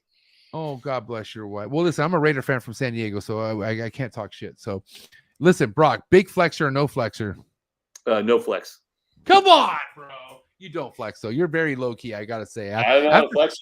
I used to when I was younger. I don't do that shit anymore. Nope, not anymore. After finding out you're a cop and I had no idea, yeah, you're definitely fucking goddamn. Steak or fish? Snake. No, steak. Like steak? Oh, steak. Oh, steak. Yeah. Dude, I'm a farm boy, dude. Come on. A butcher. Yay alcohol or boo alcohol? I think we're going to say yay alcohol. Favorite alcohol beverage? A double IPA. God damn. How do you like, dude? I gained so much weight off those after a while. I was fucked. I had a microbrewery for 7 years. So yeah, it's a beer thing. All right. It's going to get rough right now. Okay, here we go. Okay. AC/DC or Metallica? Metallica. Sublime or Rage Against the Machine? Oh, I love Rage Against the Machine. Van Halen or Sammy Hagar? Van Halen. Snoop Dogg or Dr. Dre? Oh, Snoop Dogg. Little word association. First thing to come to mind. Milk. Boobies. Yes. That's my boy. My boy. FedEx shipping. I love them. They're the only game we got. You gotta love them, man. They take care of us. Stuck shed. I fucking hate that. Ovulation. That's a joy. First time ball python breeder. Noob. Mites. Ooh, hate those. If you had to get rid of one platform forever, and I mean forever, Brock, is it going to be YouTube or Instagram? Which one? Ooh, I would get rid of Instagram. I love YouTube, brother. I'm a YouTube dude. Damn, YouTube dude. Well, guess what, bro? We, like I said, over 116 people we tapped in for tonight, man. Great live. Biggest live I've had in a long time. And guess what? It's because of Brock Wagner. And by the way, get the likes up. But guess what, Brock? What do you have to say to everyone who tapped in tonight? Everyone showing you love. What do you have to say to all your supporters out there? Hey, I really appreciate it. I tried to answer some of your questions over here. Thank you, everybody, for showing up tonight. I really appreciate it and watching me and all that. So, hey, I hope I answered plenty of your guys' questions. So if you ever have any questions, contact me. I'll try to get them answered the best I can. So thanks, everybody. Brock, I have a question. Okay. Will you get me in the Sunset game? I could probably work on that. You know, we could probably figure something out. Help your boy out. Help the Mexican out in the West Coast. Come on, get me in the Sunset game. Let's go. I love you, Brock. Hey, listen. Have a good night. Thank your wife for letting you hang out with me. Your kids are fucking awesome. Hey, keep doing Brock Wagner, man. You're doing a great job, and I fucking support you. All the trappers support you, and that's a wrap for Brock Wagner, ladies and gentlemen. Thank you, buddy. Thank you. All right, bro. Have a good night, man. Talk to you. Good night. Later, bro. Whew. I just done spilt my protein shake. Great episode, guys. Thank you so much if you tapped in. Damn, we had a hell of mad people tapped in tonight. I called over 100 people. Ask my Patreon members. I called it. But yeah, guys, hit that like button, please, if you don't mind. Hit that subscribe button. If this is your first time tapping in. Listen, it really helps me out if you hit that subscribe button. It gets me to YouTube relevancy. You know what I mean? Like, I work hard for this. So if you don't mind hitting that subscribe button, it's really simple. Just click that red button. Thank you so much. I appreciate it. Go follow me on Instagram. MJ. No, it's not MJ. I'm sorry. TrapGod619. That's right. TrapGod619 on Instagram, please. I'm very active on Instagram. I got a lot of my projects going on. Go follow me on Morph Market, Trap Exotics on Morph Market. And then also just head over to the website, trappodcast.com. We have a great lineup for the rest of the week. Man, what a good back-to-back fucking night. I don't know. Should I do more back-to-back nights? Are they ready for this damn double-double, like this double-header Thursday night type shit? I'll give it to you guys. I will. Maybe. We'll see what's up. But guess what? Sunday's going down. What's Sunday? The Holy Gecko Sessions. That's right. I dedicated Sunday strictly to the gecko breeders. And it's going down this Sunday. Who do I have, you may ask? Well, got somebody I feel like that's been tapped in pretty good into the game recently. And he's been making quite a name for himself. And it's going to be going down this Sunday, 4 p.m. Pacific Standard Time. The homie Dougie Fresh. I've heard a lot of good things about this guy, man. I really have. Ridiculous racks. This guy's fucking giant lychee game is next level. And I have a lychee, and I want to know more about this shit, man. So anyways, the homie Dougie Fresh is tapping in with us. Episode 264. Be ready for it. And appreciate any gecko breeders out there that are trying to get on this platform. If you're a gecko breeder out there and you feel like your game is pretty tough, you feel like you're pretty confident, hit me up. I need more gecko breeders to the table. But man, that's a wrap. I had such a good night. Thank you so much. Appreciate all my love and support. My Patreon members.